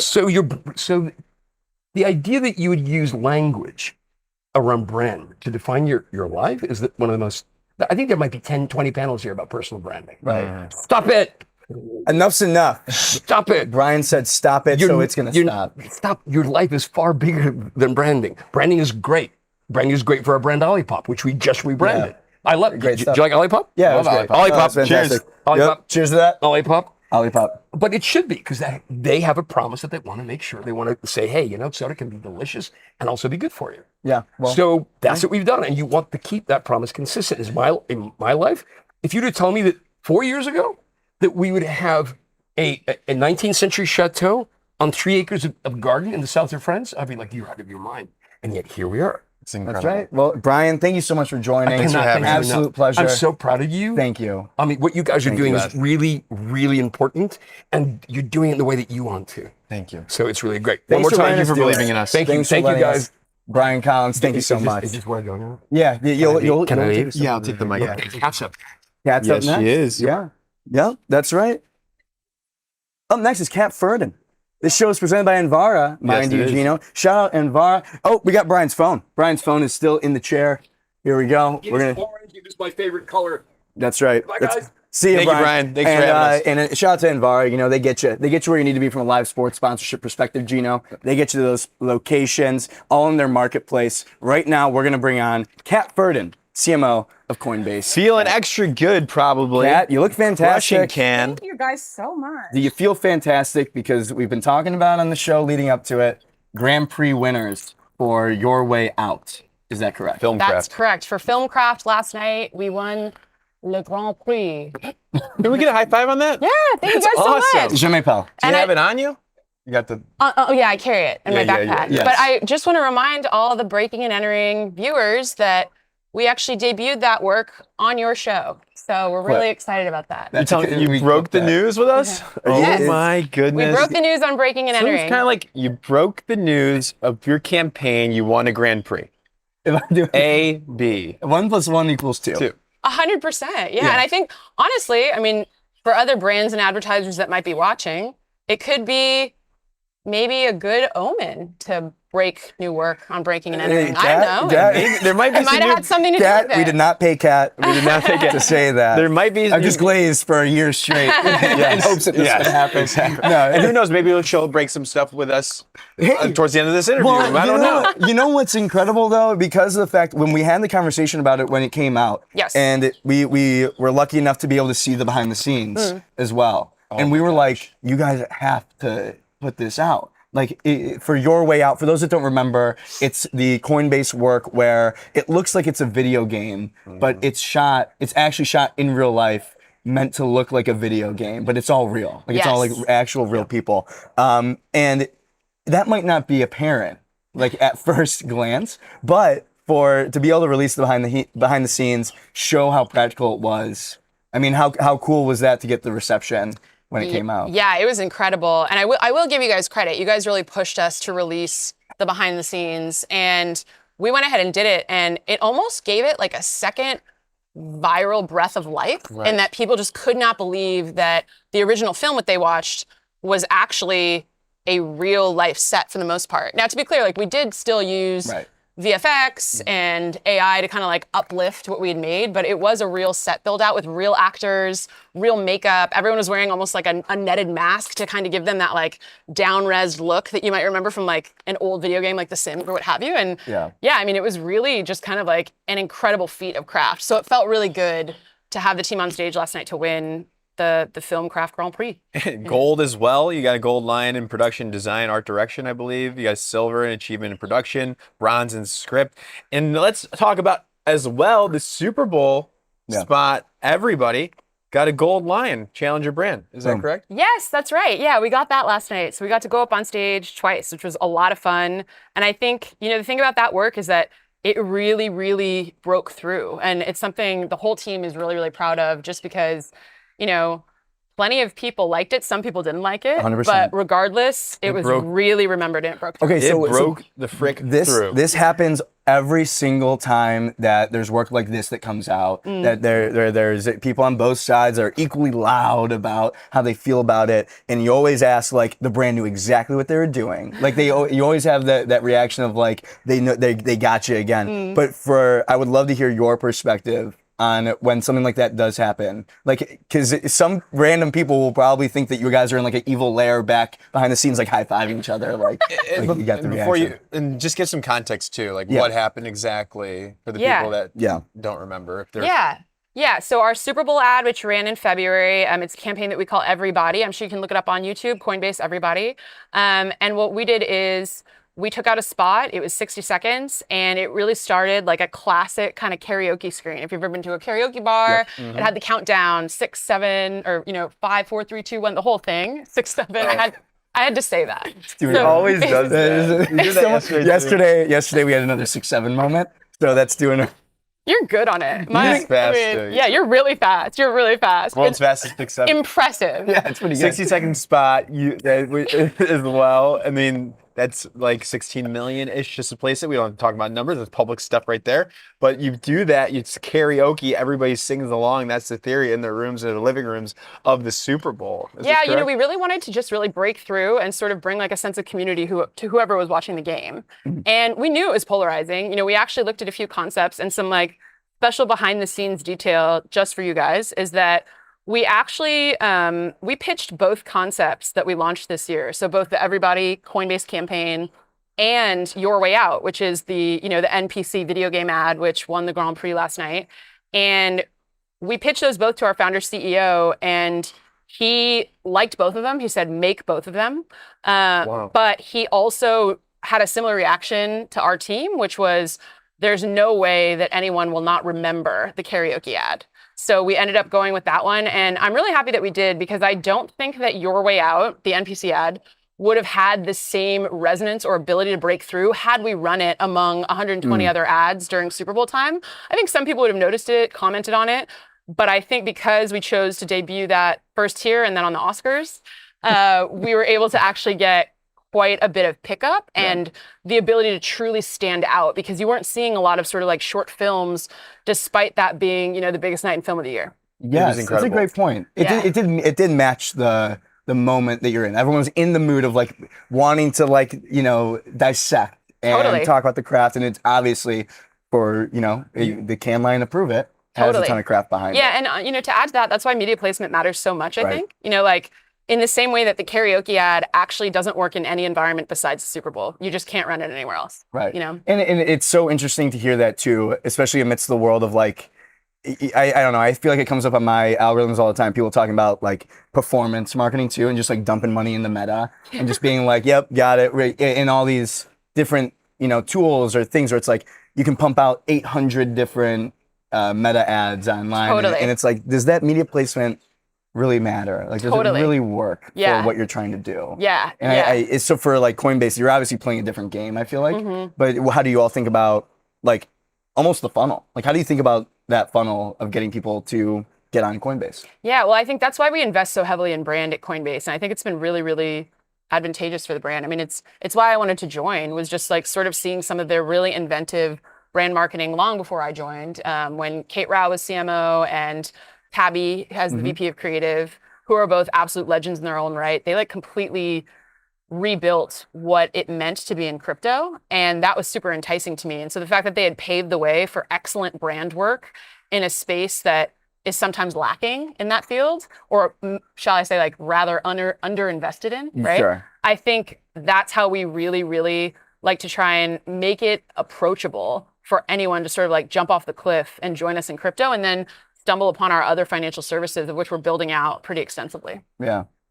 I mean, you've got an impressive job. I mean, it's a scary job. And the risks that you've taken and the payoff to see it this week, it must feel so good. And like now I feel like you have the freedom to do. Really, you have the line, you have the hardware, you have the go ahead now. So I'm almost a little concerned. You're coming back to the Coinbase offices, just like you're just gonna be flexing on everyone. work that you're gonna be creative team, the whole creative team is like, yeah, we did that. We did that, take that. Well, I have to say, I can't say enough good things about our creative studio. They're absolutely insane. Like the in-house talent is completely off the hook. Yeah. And I also want to give credit to Isle of Any, who was actually our agency partner on both of the campaigns that we've talked about.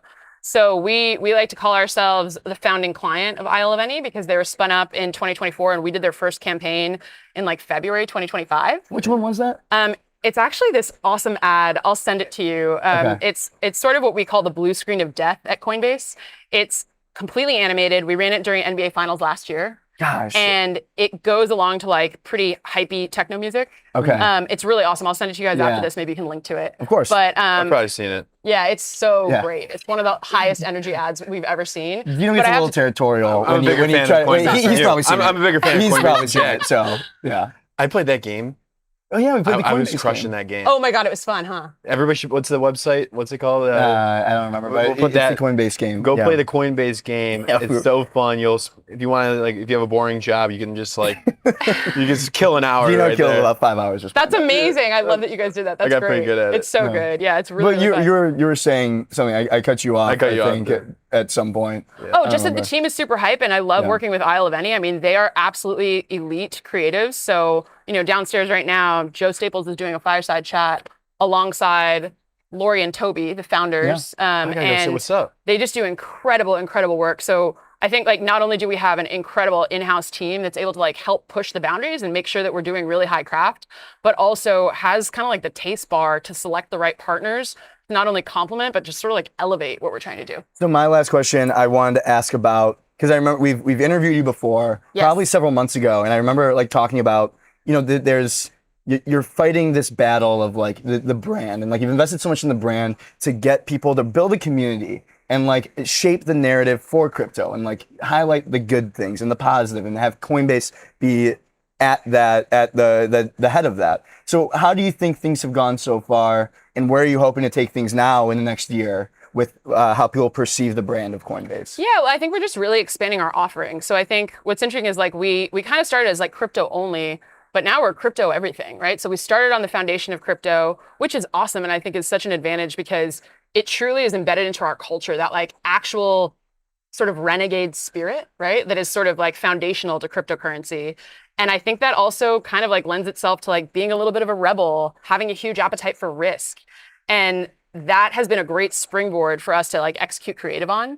But we're also now offering like tons of financial services that could actually allow you to run your entire financial life on Coinbase. And so we're hoping that we draw more people in just for those use cases. And so far, we're seeing a ton of it. This year alone, we launched prediction markets, crypto-backed loans, like way more outside of the aperture of just crypto alone. I think that's a major advantage for us. Amazing. Gino, anything else from you? No, crushed it. Thank you so much. Congrats on all the success and more to come this week alone. Kat Ferdon, friend of the program, recurring guest, Kat Ferdon. Thank you so guys. much. Thank you so Appreciate much. it. See you guys Yes. later. We'll take your microphone. Yeah. We'll be Mike. around. I gotta say hi to Joe if he's still Yeah, around. microphone. Here, Jack. Legend. Sorry, are we live? Yeah, of course. Oh yeah. Always. I'll save my comments. Yes. See ya. All right, our next guest needs no introduction, Gino. Well, let's He's a introduce him. legend. It's Mark Kirkham, CMO for beverages in the U.S. of PepsiCo. I mean, he's the guy that put the competitor's brand mascot in a Super Bowl commercial. I mean, we're man, talking you about talk that you for talk about- sure. It's Mark Kirkham. Mark, how are you doing it today? What's up, guys? I love hanging out with you guys. How you doing? It's a dream. pleasure. It's a pleasure. It's hot, yeah. man. Yeah. It is super hot. We're gonna manage. I mean, we've been sitting here. No, but you got a good space. You can't complain about this. Yeah. But, how much does that factor into when you're deciding what panels you're going to speak at, what you're going to do? How much does the the AC situation, shade situation play into that? It makes a difference, but you have no control over it. I think it was Tuesday was the hottest day in France in recorded history. And I was sitting on a panel at Sport Beach, and I had a hot mic moment, and it was literally because the mic was hot. So it was a lot of fun. But it's always good to be back here. Always good. I mean, shout out to Coinbase. They crushed it. That spot was amazing. Patrick and that team and Kat, they're doing great stuff. So I'm excited. We walked away with some hardware today, so it's nice. It's always good to be here. Yeah, they released for social and What'd you get? We got a silver in Challenger brand, which kind of makes sense. Yeah. And we got a bronze in multi-platform, which also kind of makes sense. So multi-platform for social for the choice. Of course, the choice, come guys. on. You were all part of the story. Of course, we saw Food Desserts. Pepsi was also Yeah, submitted. food desserts. We had a bunch of short lists, but it's just always nice, and most importantly, it's nice for the team, guys back home. If you're watching, congratulations! I'll bring back the hardware, and it's about all of you and the work they do. Yes, 100%. And it's I always like bringing it back to the Super Bowl, of course, but because when we talked about it and we covered the behind the scenes of You making guys the were our choice. exclusive behind the scenes partner. I Right, mean, like, come on, you do that stuff. Come on. It was fantastic, but it was so cool to see even you guys talking about how you want this to be something that extends for the whole year. So can we talk about how you've taken that moment and almost extended it and made it larger than just that Super Bowl moment? Look, at the end of the day, it's not about the bear. The bear was the embodiment of a consumer that happened to think they preferred a different brand than the one they really loved. And we've extended the Pepsi Taste Challenge literally for multiple years now since we did the anniversary. We're continuing to be a challenger brand and have a lot of fun with it. And don't be surprised if the bear pops up again. It's not about the bear, but it's about what the bear stands for. And the bear stands for something, and more importantly, having that paradox moment where they realize that, oh, I thought I liked this, but the reality is I really like this. Yeah. And so it's been a real success. I mean, we had literally over 300 million views of 3 social assets. Wow. Versus that of what you get in a Super Bowl ad, which call it 130, whatever it is.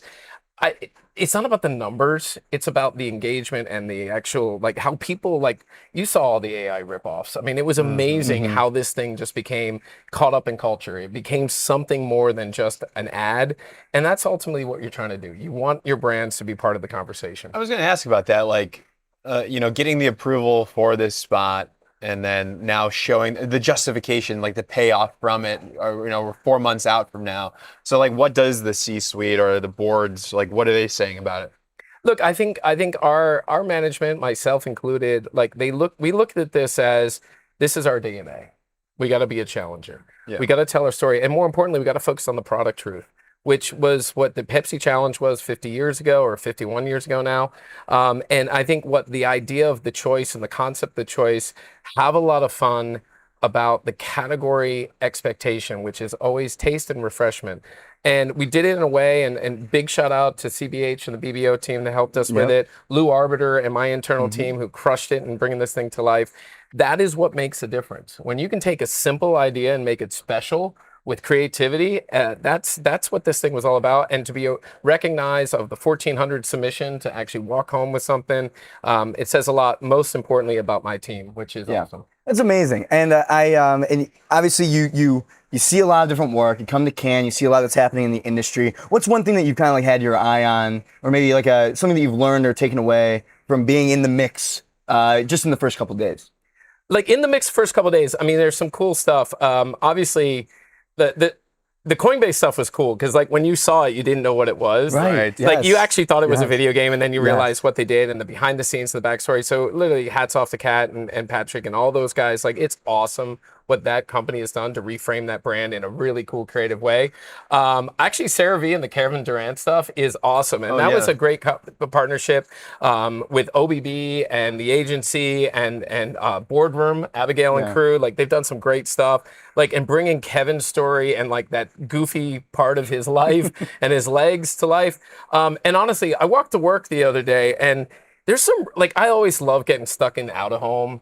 And all the niche kind of stuff. And there was this one brand, I don't even know who it was, who basically turned the labels of pharmaceutical products like prescriptions and made them glow in the dark so that people could see them at night. And I'm That is so simple and so brilliant. Right. Like, so it's that kind of work that just always pops off the chart. There's always something, but this year kind of felt like there's some really cool, like, kind of coming under the cover creative that's coming through. Yeah. This is fascinating to me, and it makes sense to me why your passion is so clear. It makes you a better marketer. But like, when did this kind of like when did marketers start buying into Can? Yeah, it's a really good question. I mean, if you Let's go. like heart, I mean, like Let's you go. guys, It's not easy up here. It's the like Thunderdome. let's reframe it. When did the industry open up the opportunity for brands to be part of Can? And if you go back in its history, I mean, first off, it started in the UK, not in South France, but it's just as hot there right now. Second, it was the advertising industry's thing that then all of a sudden the clients crashed, and then the tech companies crashed and everything else. I think what you're seeing now is it's kind of morphed into a community of creativity. So it's not just about the ad shops. It's not just about the brands. It's not just about MarTech. It's not just about the media industry.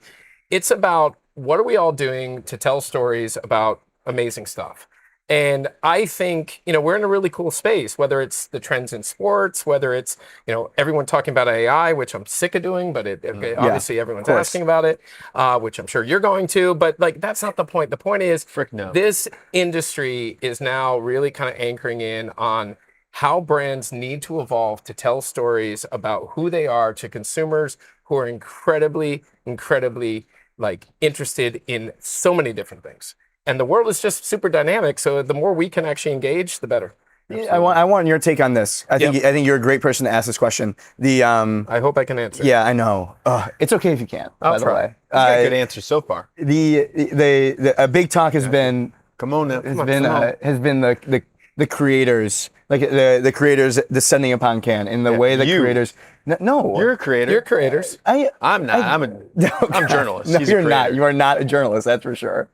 I wouldn't say that. But the idea of how creators have become more part of marketing, I don't really subscribe to the idea that like creators coming to Cannes and like showing up in hordes is necessarily good or bad. But I'd be interested to hear your thought on like how you're thinking about creator partnerships for PepsiCo. All right, I'm going to say something that people will think is kind of like not. It doesn't feel as emotive, but like the reality is creators are essentially human media, right? Like if you think about it, creators in the traditional world of advertising and marketing, creators are just another channel. It's another storytelling channel. So when you used to go in and buy a print ad, you're now buying part of someone's life to tell a story on behalf of you. So I think it's absolutely great that creators are crashing Can. Just like when brands crash Can, so MarTech companies crash Can. Like the reality is we're all part of the industry. And if the industry is creativity, then everyone has a right to be here. Yep. Now, the question is, what do you have to sell? Is it your personality? Is it your followers? Or is it your storytelling ability? And to me, what I look for, and I give you guys both a ton of credit for how you've built your company, it's about storytelling. It's about storytelling about an industry you're passionate about, but also doing it in your own way. And I think if every creator does that in their own way, then all of us have a right to be here. I'm happy to talk to anyone about how they can help tell great stories about my brands, but more importantly, do it in an authentic way that is actually relevant to the world that's changing around us. Yeah, and it is. I feel like you all plugged in the creators really well for the Super Bowl campaign with the Taste Challenge. Oh, yeah. It felt like it almost felt like it was built to be like a social video. Like it lent itself so well, the Taste Challenge and like the ways that you could kind of like work that into your content as a creator that you were making organically. I'll go even further than that. The only reason to do an in real life experience is actually to create content around it. For sure. For sure. And if you think about that as a concept, then every sampling activation, every concert activation, anything you do, traditional brand building, what we used to call experiential marketing, that's a content capture moment. If you're not capturing content at that moment, then why the hell are you doing it? Right. Yeah. And then also encouraging other, like, everybody there should be capturing, not even just from the brand side or agency side. The creator, the everybody. consumer, the brand, Yes. everyone should be using that opportunity to tell real stories at a real moment where your product, your brand, and the experience around it are super relevant. I love that. Is there any conversation that you've been having that like, or talks you've been hearing that feels like future of the industry, or like something that feels like it's kind of like next up in terms of how people are attacking creativity and storytelling? Look, I mean, you're going to end up with an AI comment, which is true. I mean, like AI will ultimately transform the kind of the way we do things. I don't think it transforms what we do. If you think about it, the what in marketing, the basics of marketing, they haven't changed. Yeah. How marketing gets done, it's much more complicated. And if tools and technologies, whether it's how you engage with agents and audiences at the same time, how you leverage technology to actually tell a story in a different way, including creators and social, that is just part of the how. So the what might not have changed. The how has got complicated. And for us, it's just like, keep it simple. Make sure that whatever you're doing is really fundamentally based in like a really simple idea. And then what makes it special, the stuff on the outside, that's creativity, that's channel, that's curator, that's content, and all of that will actually turn into something really, really special. The more simple your idea is, the more special you can make it. Absolutely. Yeah. Speaking of ideas, I just had this question for you. I want to get because you've been in the business for a while now. I want to get your understanding and tell us the time. What was the most memorable agency pitch you recall in your career? I'll honestly say this, and I heard a rumor that he's in the building, is when Goodby pitched Seal is a Seal for a Super Bowl ad last year. The reason I will always remember it probably more than anything else is how much I laughed. Yeah. Because like the essence of the idea and the context was we just wanted people to know that it was a lime flavored soda, and the fact that we actually kissed from a lime and the whole creative process that got there. And I had actually just moved back from Europe and was just new into my new role. And I got handed this thing. I actually watched it on a Zoom living abroad. I was moving back and I couldn't stop laughing. And at the end of the like when you're laughing the whole time, like the agency's like, oh yeah, we got it, and they did, which is honestly like hats off to them. Right. And actually, one of the guys on my team, Kyle, actually sang it, which was funny. But when you think about like how you can like if an idea hits you in your heart and makes you laugh and chuckle, there's something there, and it makes it a hell of a lot easier to go to your CEO to say, I want to spend a lot of money on putting us on the Super Bowl. Yep. And they're laughing too. You got a winner. Oh my goodness! Did they it's so present? good. So you were watching the recording of the original presentation? Is that... No. I was actually on the Zoom. It was on a Zoom, and it was literally like a board-o-matic kind of thing. And I was like, "Oh my god, That's fantastic. What's a board-o-matic? it's like boards that move. Okay. It's like storyboards that move. Okay, got it. Like an animatic is like actually animation, Yeah. but board-o-matic is like it's like when you take those Mickey Mouse cartoons and like flip them and he walks. It's Of course. Of course. Of course. Mickey, he's like not like a mouse. Yes, he's a character Gino, Mickey Mouse. for sure. He's not real? What's Because that? we were gonna. He's not real, Mickey Mouse. Because we're gonna go to Paris. I wanted to talk to Ratatouille. Oh yeah, He's real. He's real. I love Ratatouille. I love Ratatouille. Have you ever seen that movie? I love that movie. Isn't it so The good? ride is awesome too. If you ever go on the Disney ride, like it's okay. really cool. You're actually in the mouse. You pretend that you're the mouse and you go around like. So everything looks like really I'm a big? Disney fan, so like hats off to my Disney Another friends good out brand. there. Yeah, great another brand. Great brand. Is there a brand that you look to for inspiration? Oh God, That's you went deep real quick, and that was not on the prep list. That's what we do. I think brands for inspiration. I will a lot of times go to brands that my close friends work at that they've done amazing work, and I will give Fabi Torres a ton of love right now because I will give Gap so much credit and Fabi in particular for doing it. Like what she's done to take a brand that had lost its way to drive that business and actually bring music videos to sweatpants and tell stories around a brand that had almost been, I won't say commoditized, but brought to a level that had lost its meaning. It is unbelievable to see what she has done. Kenny at Levi's, and Kenny Mitchell, another close friend of mine. I mean, beyond what the stadium sign has done, but just what he has done to be in culture, talk about his product, bringing it to relevancy.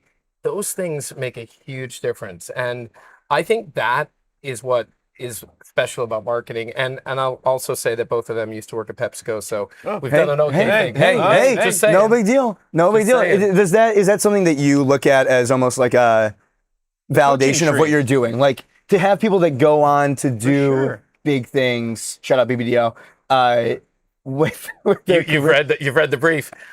No, you know what I love is like, look, our jobs as professionals is to drive the business forward, and that is 100% what I focus on day in and day out. Like marketing is a driver of growth, 100%. But as human beings, as leaders, we also are curating talent. We're creating opportunities for them. I hope all my teams continue to grow and create opportunities with us.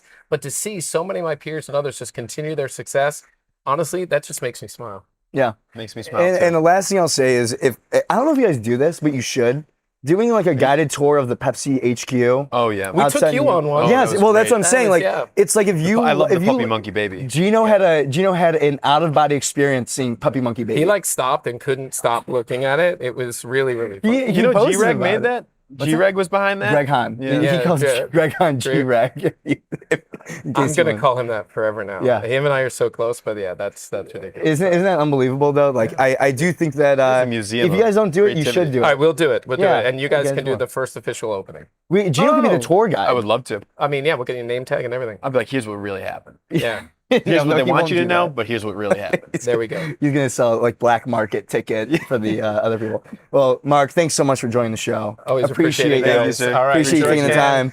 Stay cool if you can, and I'll pass it on to the next amazing guest. Oh, great. Good transition. Nice. Thank you for that. Anytime, You know what you're doing. Thanks, Mark. Appreciate you. Oh, that's good. Gino, our next guest is great. Another great thing is Anvara. Anvara, in the way that they are disrupting the sponsorship marketplace. I think that, like, to me, as you know, me and you were like, you know, a little bit of disruptors, maybe some would say. I don't know. Big time. But the way that they're allowing brands to go into their marketplace and sponsor events and have events that mean something to the brand's audience, and then allowing the brands to plug in. It's really great. You can literally just make an offer on the site. Exactly. You got to be doing events. I think it was Jessica Jensen said it's still the most underrated marketing channels in real life. We're about to interview somebody at Pinterest who does amazing in real life events. If you want to be like a Pinterest or a LinkedIn and have your brand known, you have to check out Anvara. That's right. So let's move on with the show because our next guest is electric. I can't wait to ask about bleaching my hair. Sara Pollack is the VP of Global Head of Consumer Marketing at Pinterest. She joins the show right now. Sara, welcome. Sara, That looks good. you got have a ice goblet in of there. rosé. Ice is not easy to Here, find. You will just clip that. I can hold the glass for you. This is the beauty of doing it live. Pinterest has been crushing it. Thank you so much. Congratulations on all the appreciate success. that. You also crush it at Cannes specifically. Thank I believe you. you can get a tattoo. I know for a Would fact. you like to see mine? Yeah. Oh yeah, you got one? Right there? Oh, Show look the- show the at camera. that. That's Okay, the camera. that's a fresh one. That's a fresh Yesterday, one. two What is it? poppy You got that, flowers. JR? It's a flower of some It's sort. two poppy flowers, which is the California state flower for my two California boys, Oh, what are their names? If you're okay with Raphael and Levi. shout out Raphael. And I will Levi. say- Good names. Thank you. Fun fact, I started at Pinterest 3.5 years ago with 0 tattoos, and I now have 9. How many? 9. Oh my God. Do you- That- is That's that an because of, ROI. is that because of the? Do you only get them at? 3 of them are from Pinterest events, Okay. and the rest I just got excited and kept going. I heard that tattoos are like that, where like when you get one, you get the itch. 100%. It's, yeah. What was your first tattoo? This, which was in London at a pop-up that we did called Possibility Place. So it it was is. a Pinterest. It was a Pinterest tattoo. Gosh.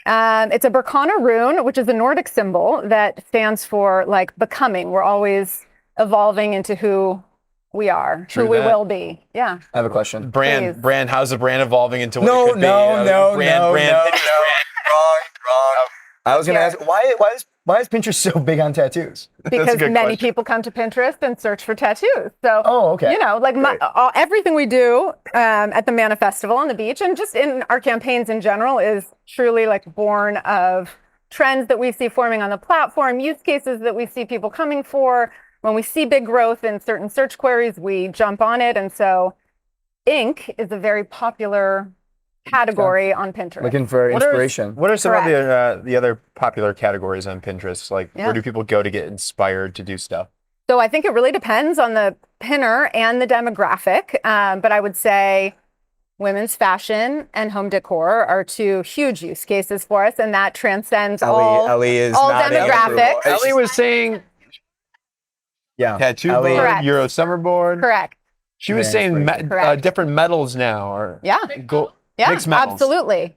Absolutely. I have gem boards of different gem type jewelry. Nails are a popular category. But then I would say like younger folk, the Gen Zers out there often also come and curate more sort of, it's almost like creative expression, you know? And so like there will be a board, they might just do an entire board in the color jade, just because finding different objects with a jade through line feels creative and fun. And You know, I have green eyes. yes, you do. And so I could see that because I just want to find things that are green What's he to match doing? my eyes to make There it you pop. go. What, you know what? I'm just Say- looking around the audience something. here.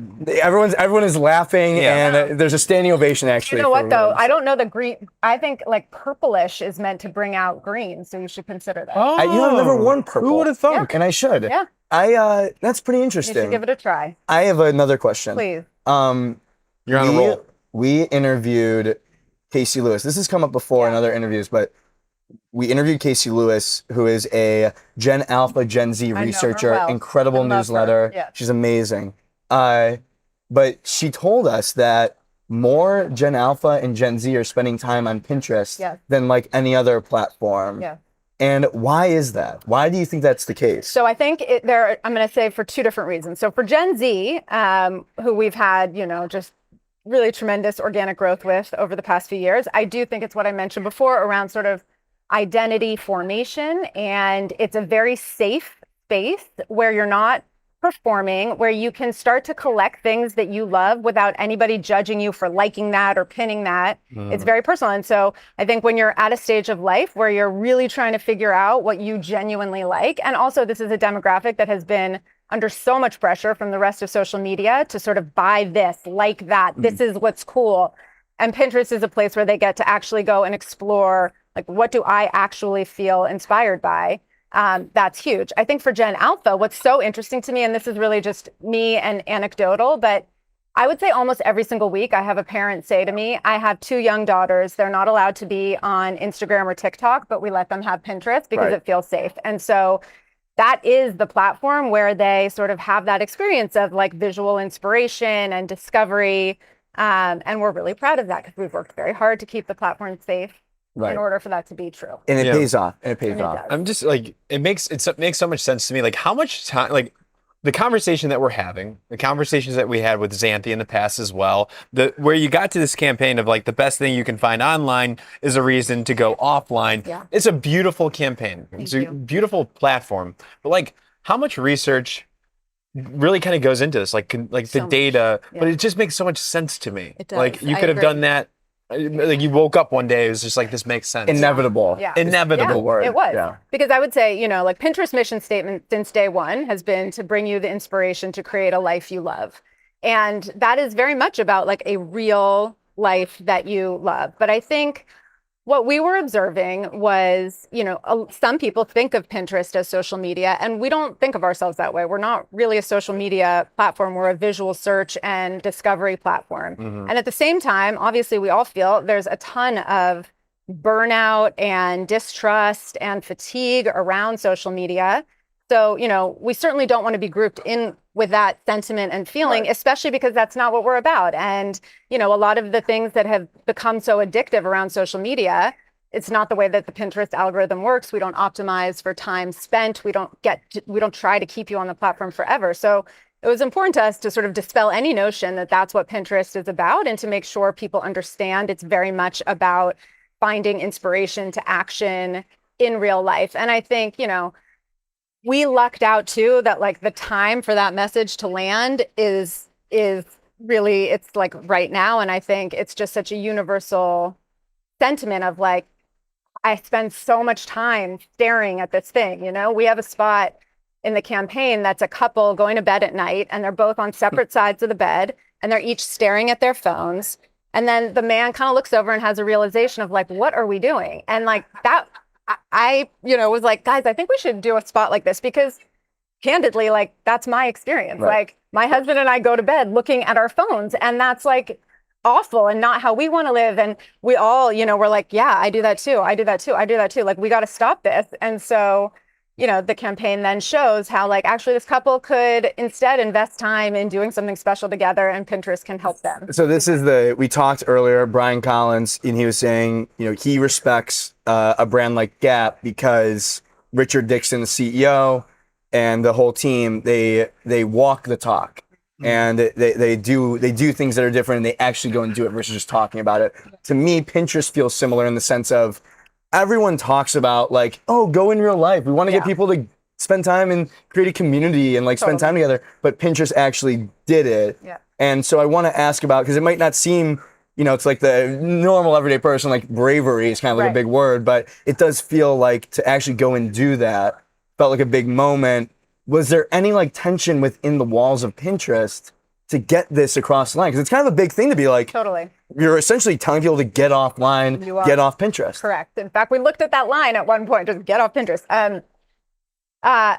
Surprisingly, no tension. And honestly, like, and I'm not, this is not just fluff, but really like that is a credit to Bill, our CEO, who has been so passionate on this topic since the day he got there 4 years ago, and has made like many a hard policy decision in order to really be true to the idea that we are a platform to help make your life better.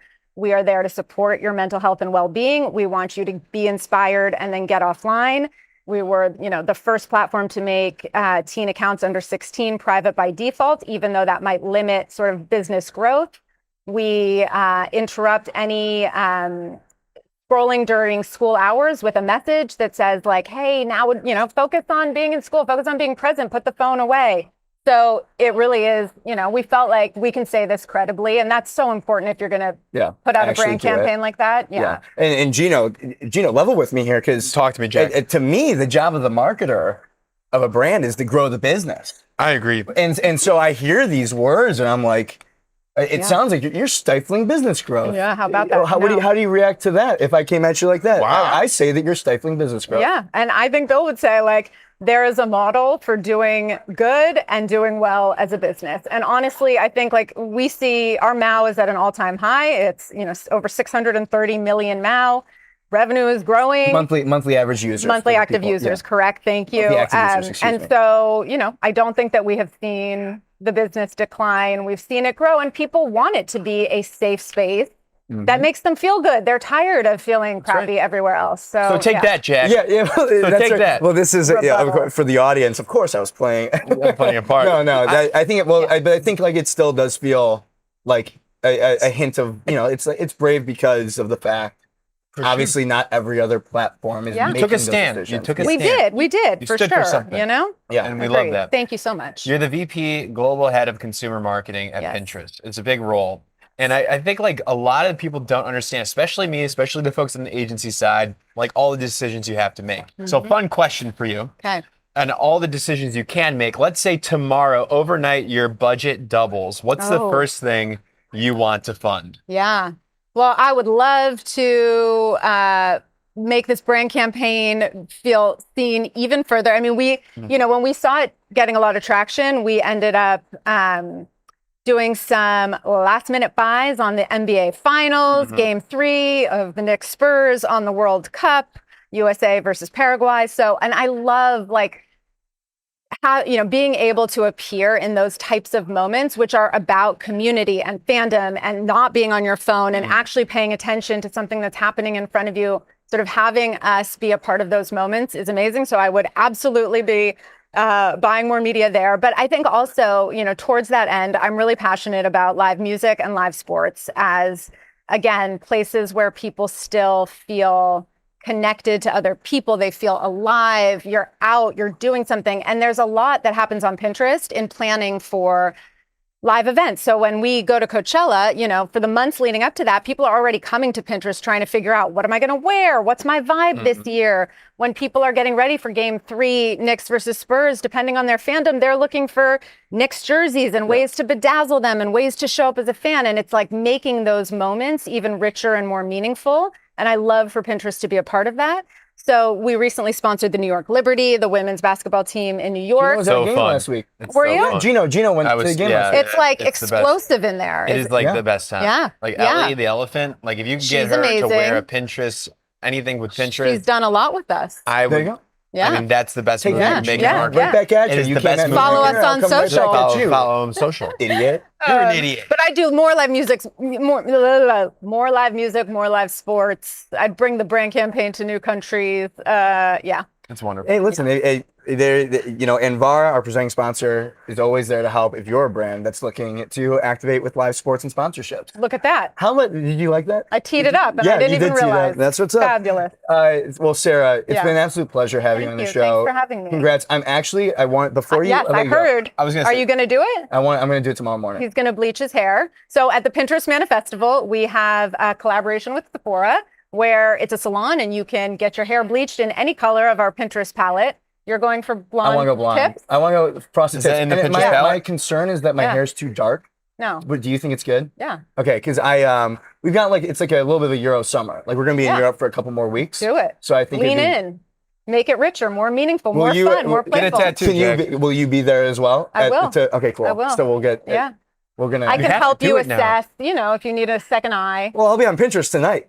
Yeah. I'll be on the mood board, like Great, looking get at like ready. Justin Timberlake, Correct. Yeah. like Let's Spike. decide what's going on here. Okay. Prepare. I am very excited for that. It is because Please, the issues please I've do been it. making that I've been saying it for literally 7 years. That you wanted frosted tips. Yes. Great. Now is seize the day. I know, and I was almost like a little bit upset because Yeah. last night someone made me aware of the fact that there was bleaching going on, and I was like, "Oh shit, I have to do it now." You must. I'm going to be disappointed in you if you do not. Tune Make in it happen. tomorrow for my bleached hair. Sarah, thank you so much for Thank joining you the so show. much. Absolute Thank you. pleasure. Thank you. Thank you. We'll Yep. let Get you the go. goblet. Yes. Yep. Thank you so Thanks much. so much. We'll We'll let take you the microphone. unclip Yep. the mic, and I can grab that. Yeah. Golden. And that's Sarah, All good. legend. Thank you. Legend alert. That was Sarah from Pinterest. You got a nice Anvara ad read in there. Listen. I mean, it's the most obvious. Yeah. Like you talk about like live sports sponsorships, getting your brand noticed in real life, Yeah. and doing it in a way that like is easy, efficient, accessible. and probably. I mean, I don't want to speak for them, but like potentially like lower price because you're making the offer versus going through 5,000 people in between. Yeah. It was the most obvious Yeah. moment of my life to plug the friends. It's the best at Anvara. marketplace to find sponsors for live events. Just Of all go time. check it out. Literally of all Anvara, time. if you're a brand, you want to get involved, go check out Anvara.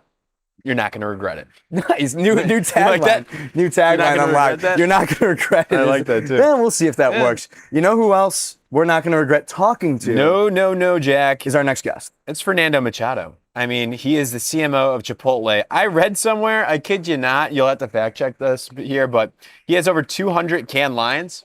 He was at Unilever for 18 years, worked on Dove Real Beauty sketches, CMO of Burger King for around 8 years, won a titanium lion for Whopper Detour. You can literally take a class from this guy to learn how to win canned lions. It's Fernando Machado. Fernando, welcome to the please, show. Come to the. I know. It's a Good to long. meet This is you. our first time meeting in real life. Hi. You'll just you can clip that into on there. I mean, can we start with you said Dove Real Beauty sketches? Yeah. Dove Real Beauty sketches is an automatic cry. I will cry. I never saw so many people crying when I presented anything in my whole life. really. Not even my kids to my my mother later. What is it? Why is it like such an automatic emotional moment? I will tell you. I think I have a theory about that. When I joined Dove, that was back I think in 2009, 2010. Steve Miles was the senior vice president for Dove. And Steve has been my coach, my boss in Unilever for the 18 years that I was there. He was my boss for 7 years. And he's a good friend. He already retired from Unilever. He does some consulting on the side, but he's amazing. And I remember the first day that we worked together, I brought a Moleskine and I asked him like, hey, what are the 10 things that if we accomplish in the next 5 years, you feel like, oh, we did it really well. And one of the first things he said was like, we should try to do something that's equal or better than Dove Evolution. Which was the most iconic campaign that Dove has ever done from Ogilvy, Toronto. It's that time lapse of the woman, like a real woman, that time lapse and Photoshop and makeup and all that, and then her face gets put in a billboard. And it's like, look at what the beauty industry is doing, right? That's why the kind of like the relationship that we have with beauty is kind of like unattainable. And people watch that and they are like, fuck you, beauty industry. Can I curse here? Yeah, Yeah, of course, always. We curse all the time. I never know. Like, so fuck you, beauty industry, and like, I'm not angry, but it's like a campaigning, like against that. And there was some questions on whether we should continue with real beauty or not when I joined, because like it was a different time. It was 10 years later than evolution ish, like 10 years ish later, and there were questions like, oh, the real beauty in Asia, it's like it's kind of like weird because it's a different relationship that people have there with beauty. When Campaign for Real Beauty was created, there was no reality TV. Reality TV became more mainstream. Other brands like even like L'Oreal, P&G were having like real women on their campaign, so maybe it's not so differentiated. And I remember Steve telling me, looking at me, saying like, Fernando, I have 2 daughters. Both of them struggle with like self-confidence and their relationship with beauty. So the topic is relevant, but the insights that we are using, the way we're executing, may be a bit dated. So we need to keep the positioning, but refresh the execution.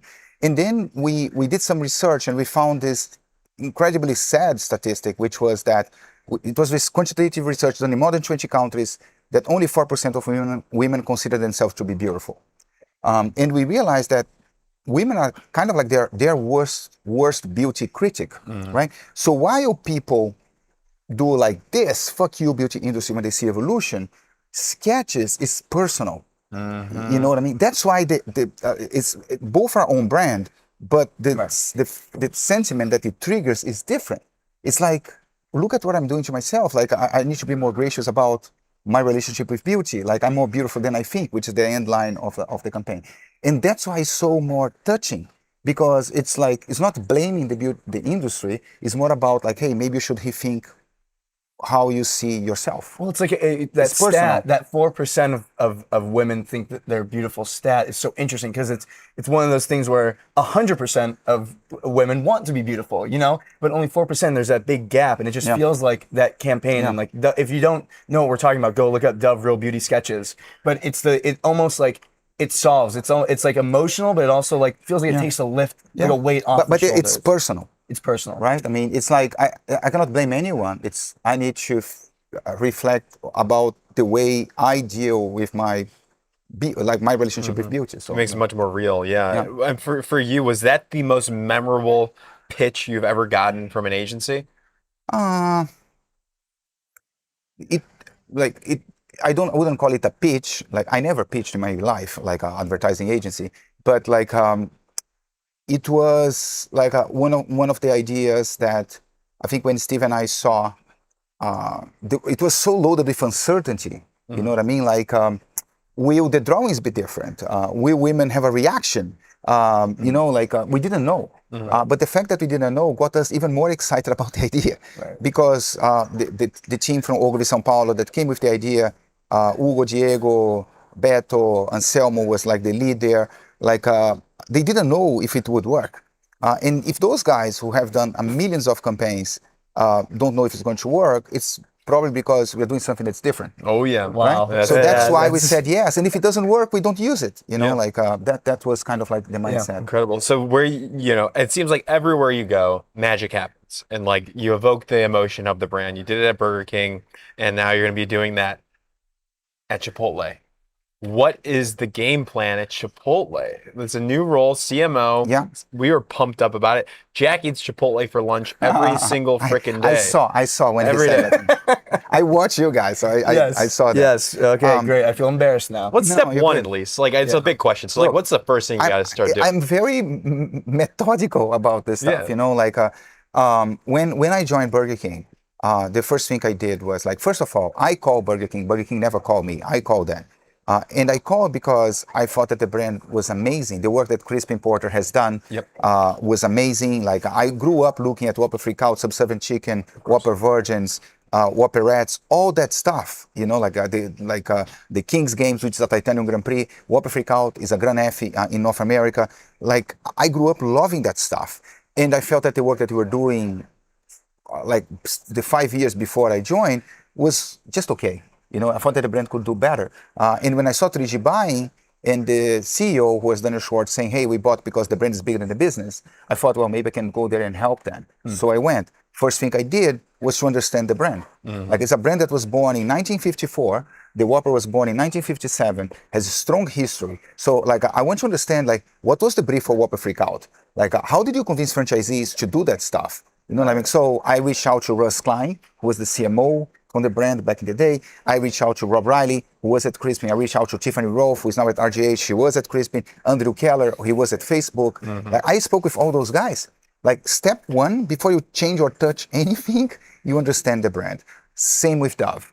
Like, and it will be the same with Chipotle. You know, like I want to understand how the brand was born, what worked, what didn't work, how did they come up with Back to the Start, how did they come up with Scarecrow, like how they build like Behind the Foil, like why, like what do consumers think about the brand, like and I always assume that the people who were there before I joined were pretty damn smart. Yes. You know, like so when they didn't do something that I thought they should have done, I need to understand why was that, because I will face the same barrier. Right. You know what I mean? Like so. Step one, understand the brand. Like I always liked Chipotle. Like I was not thinking about going back to a CMO or chief brand officer role. I was happy doing my private equity gig and consulting and all that. But when Spencer Stewart called, my friend Greg Welsh from Spencer called and said, hey, we have something that maybe it's interesting to you. And like all the other times that he called, I just suggested a name that could do the job. But in this case, it's like, oh, it's a brand that has a point of view, that's purposeful, that does food that I believe in. I did work a lot at Burger King to clean up the food. You know, Moldy Whopper is that, right? So I said, well, and then I saw greatness on this brand. My biggest question mark was like, will I have a good cultural fit? And going there, meeting Scott, who's the CEO, Adam, CFO, Kurt, the digital guy, Elaine, who is HR and legal counsel. Like I thought, well, these are really cool people, nice people. Like we spend so much time at work. Like I need to be with people that I enjoy spending time with. Yeah. And then getting to know the team, the creative partners that we have. It only gave me even more certainty that was a good choice. What do you think they're saying on the sides of, like before you showed up, when they thought about your name and your name came up in the conversations? What do you think they were saying about you? Like, oh, we hire Fernando. We might have this, like, we have to get ready for this type of thing. Yeah, like, and it was something that I spoke a lot with Spencer. You know, like I remember Greg during the interview process saying like, hey, I'm making it very clear to Scott that if he brings you, it's not going to be to do wallpaper, business as usual. Good news, Scott didn't want to do wallpaper and business as usual. And we hit like, from the time we've met, I think that we got along really well. And I came with a point of view, a little bit of like, hey, these are the things that maybe we could be doing better.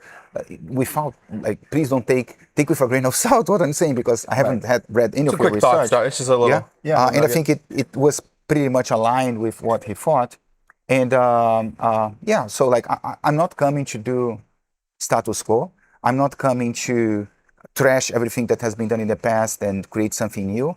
I'm coming to understand the brand and trying to make it even more modern, more relevant, pay back the amazing love that the brand has, especially from Gen Z, with ideas and products and innovation that will keep moving the brand forward. Well, because Gino and I are kind of course, speculating about all this because you've had such a successful career. We figured, you wouldn't take a job unless you really felt like you could do something great with it and build something great with it. So is there anything in particular about Chipotle, the brand, that sticks out to you, maybe compared to other competitors or other brands, where you feel like you actually could make a move? Look, I love the brand, and I believe on what the brand stands for. I believe in For Real, which is the line of the brand. I believe on the way they go about farming. It comes from a very strong vision of a founder, Steve, who believed that we could serve food that's healthy and responsibly sourced, real, in a way that's affordable and fast. So I love all that. I think that all brands, they need to move at the speed of culture, and they need to continue to evolve. So I don't think that differently than on Burger King or even on Dove when I joined, where there were lots of problems that would scream at you. I don't think Chipotle has a problem that screams at you. I think that the challenge is how can we keep doing great things, and how can we keep evolving the brand? How can we pay back the love of the fans? How can we make the brand even a bigger part of culture? You know, like, but it's not a fix, not a turnaround. Right. I think it's like, how can we continue to Amplify, almost amplify what's exactly, already kind of working. Yeah. That's interesting. Absolutely. Absolutely. Yeah.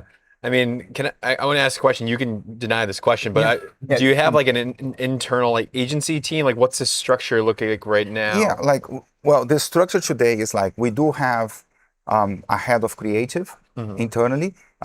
We do have some people that work with her and do some of the creative. But it's always in partnership with our external agency partners. One of our key agency partners today is Venables. They have been partner for 8 years. Like we work with Day One doing the social stuff. We work with Media Hub doing our media stuff. We work with other agencies that I haven't even had the chance to meet yet. We have some folks that help us with gaming. We have some folks that help us with CRM. And it's a very collaborative spirit with the internal team and the external team. You know, like I really, so far, and I know that I'm on honeymoon phase, right? I'm 3 weeks in, but so far, like, it feels like a very friendly environment, that collaborative, humble, down to earth, but at the same time, ambitious in terms of creative, you know, like, and I am very ambitious when it comes to creative. I truly believe that great creative can deliver a better business result. And I will keep pushing for us to like shoot for the stars. How do you know when you're ready after the research phase is done? Like, how do you know when it's time to like? You don't like, and I think you just have to start doing.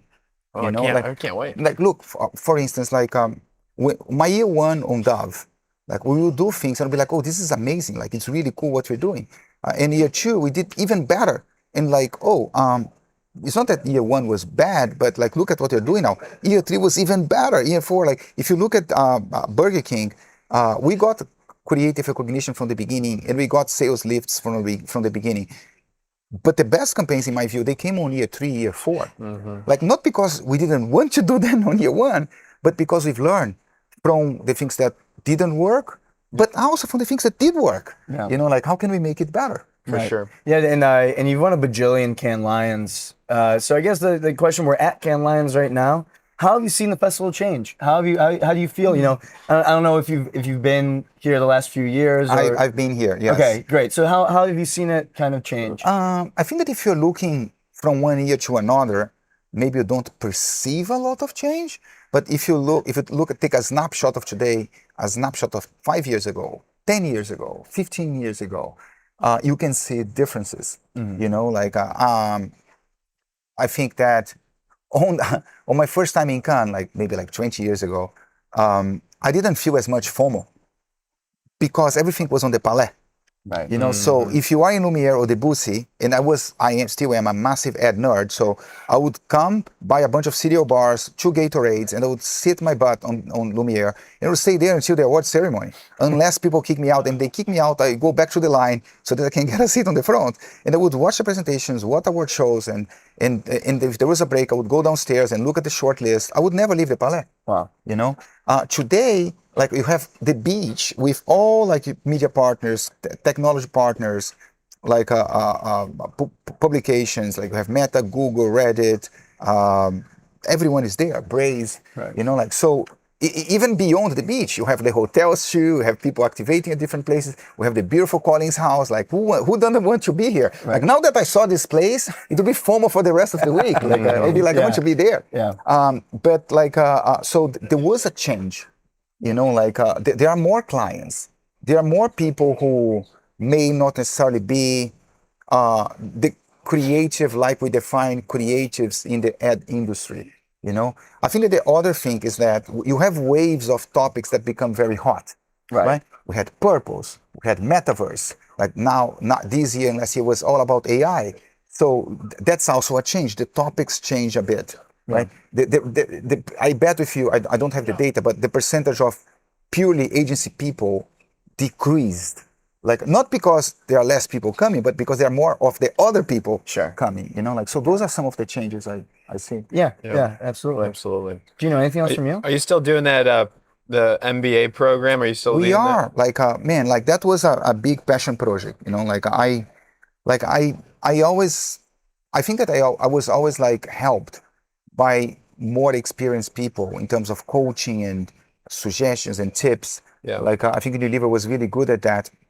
Then growing like and becoming more senior, like I was a professor at Miami Ed School. I always liked like to like teach, coach, and do those things. And I think like 2 years ago, Lions invited me to be the dean of the Creative Academy, right? I mean, on the Learning Center in Cannes.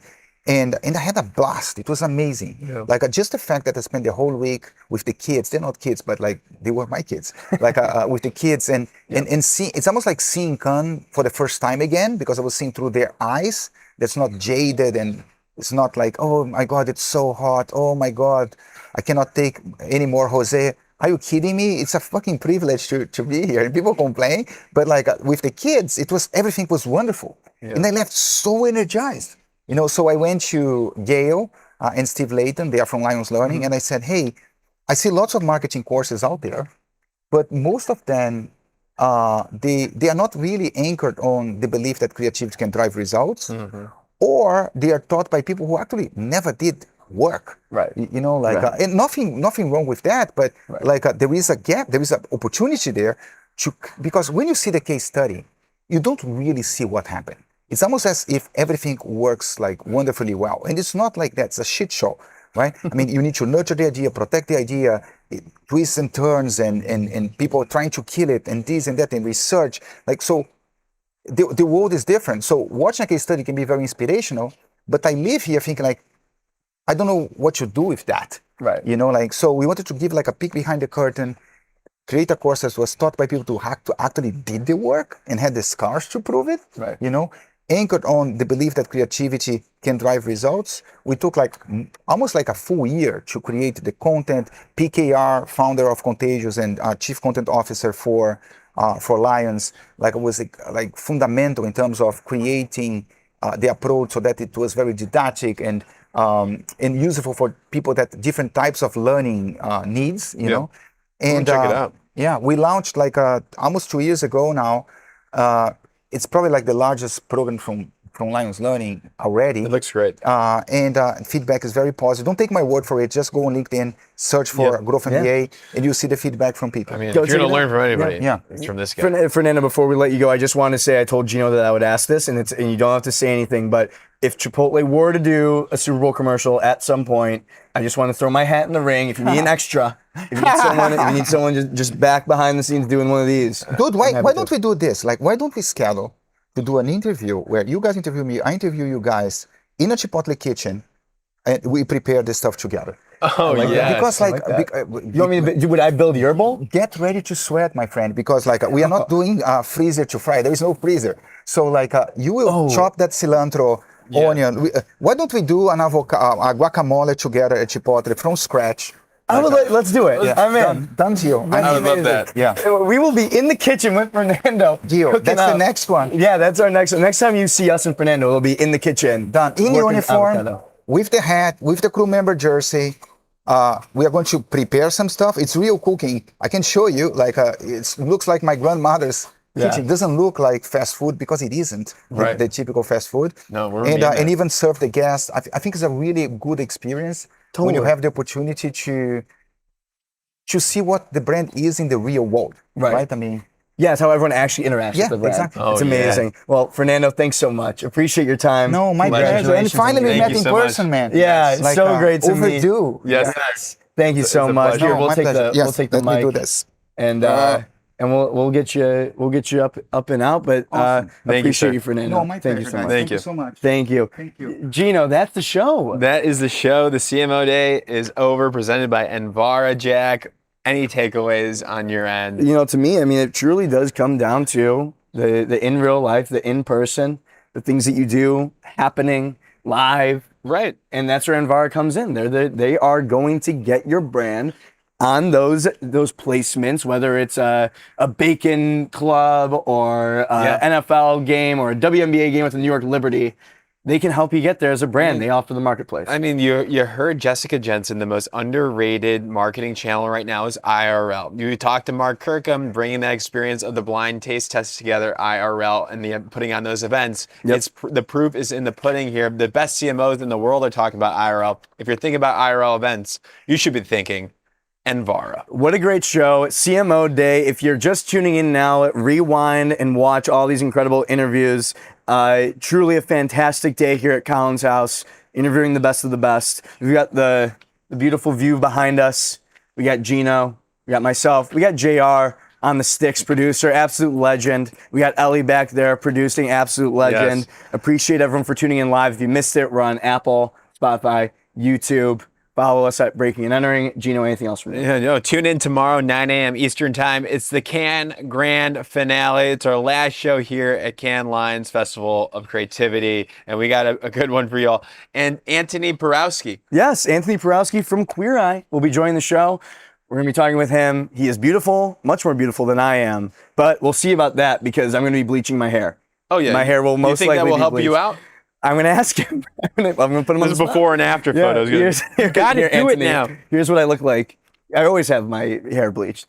You got to do it now. If you don't do it, people are going to call you out for not being authentic and not being consistent and not following through on your brand promise. Well, my brand promise is that we will be live again tomorrow at 9 a.m. Eastern Time. We'll see you later.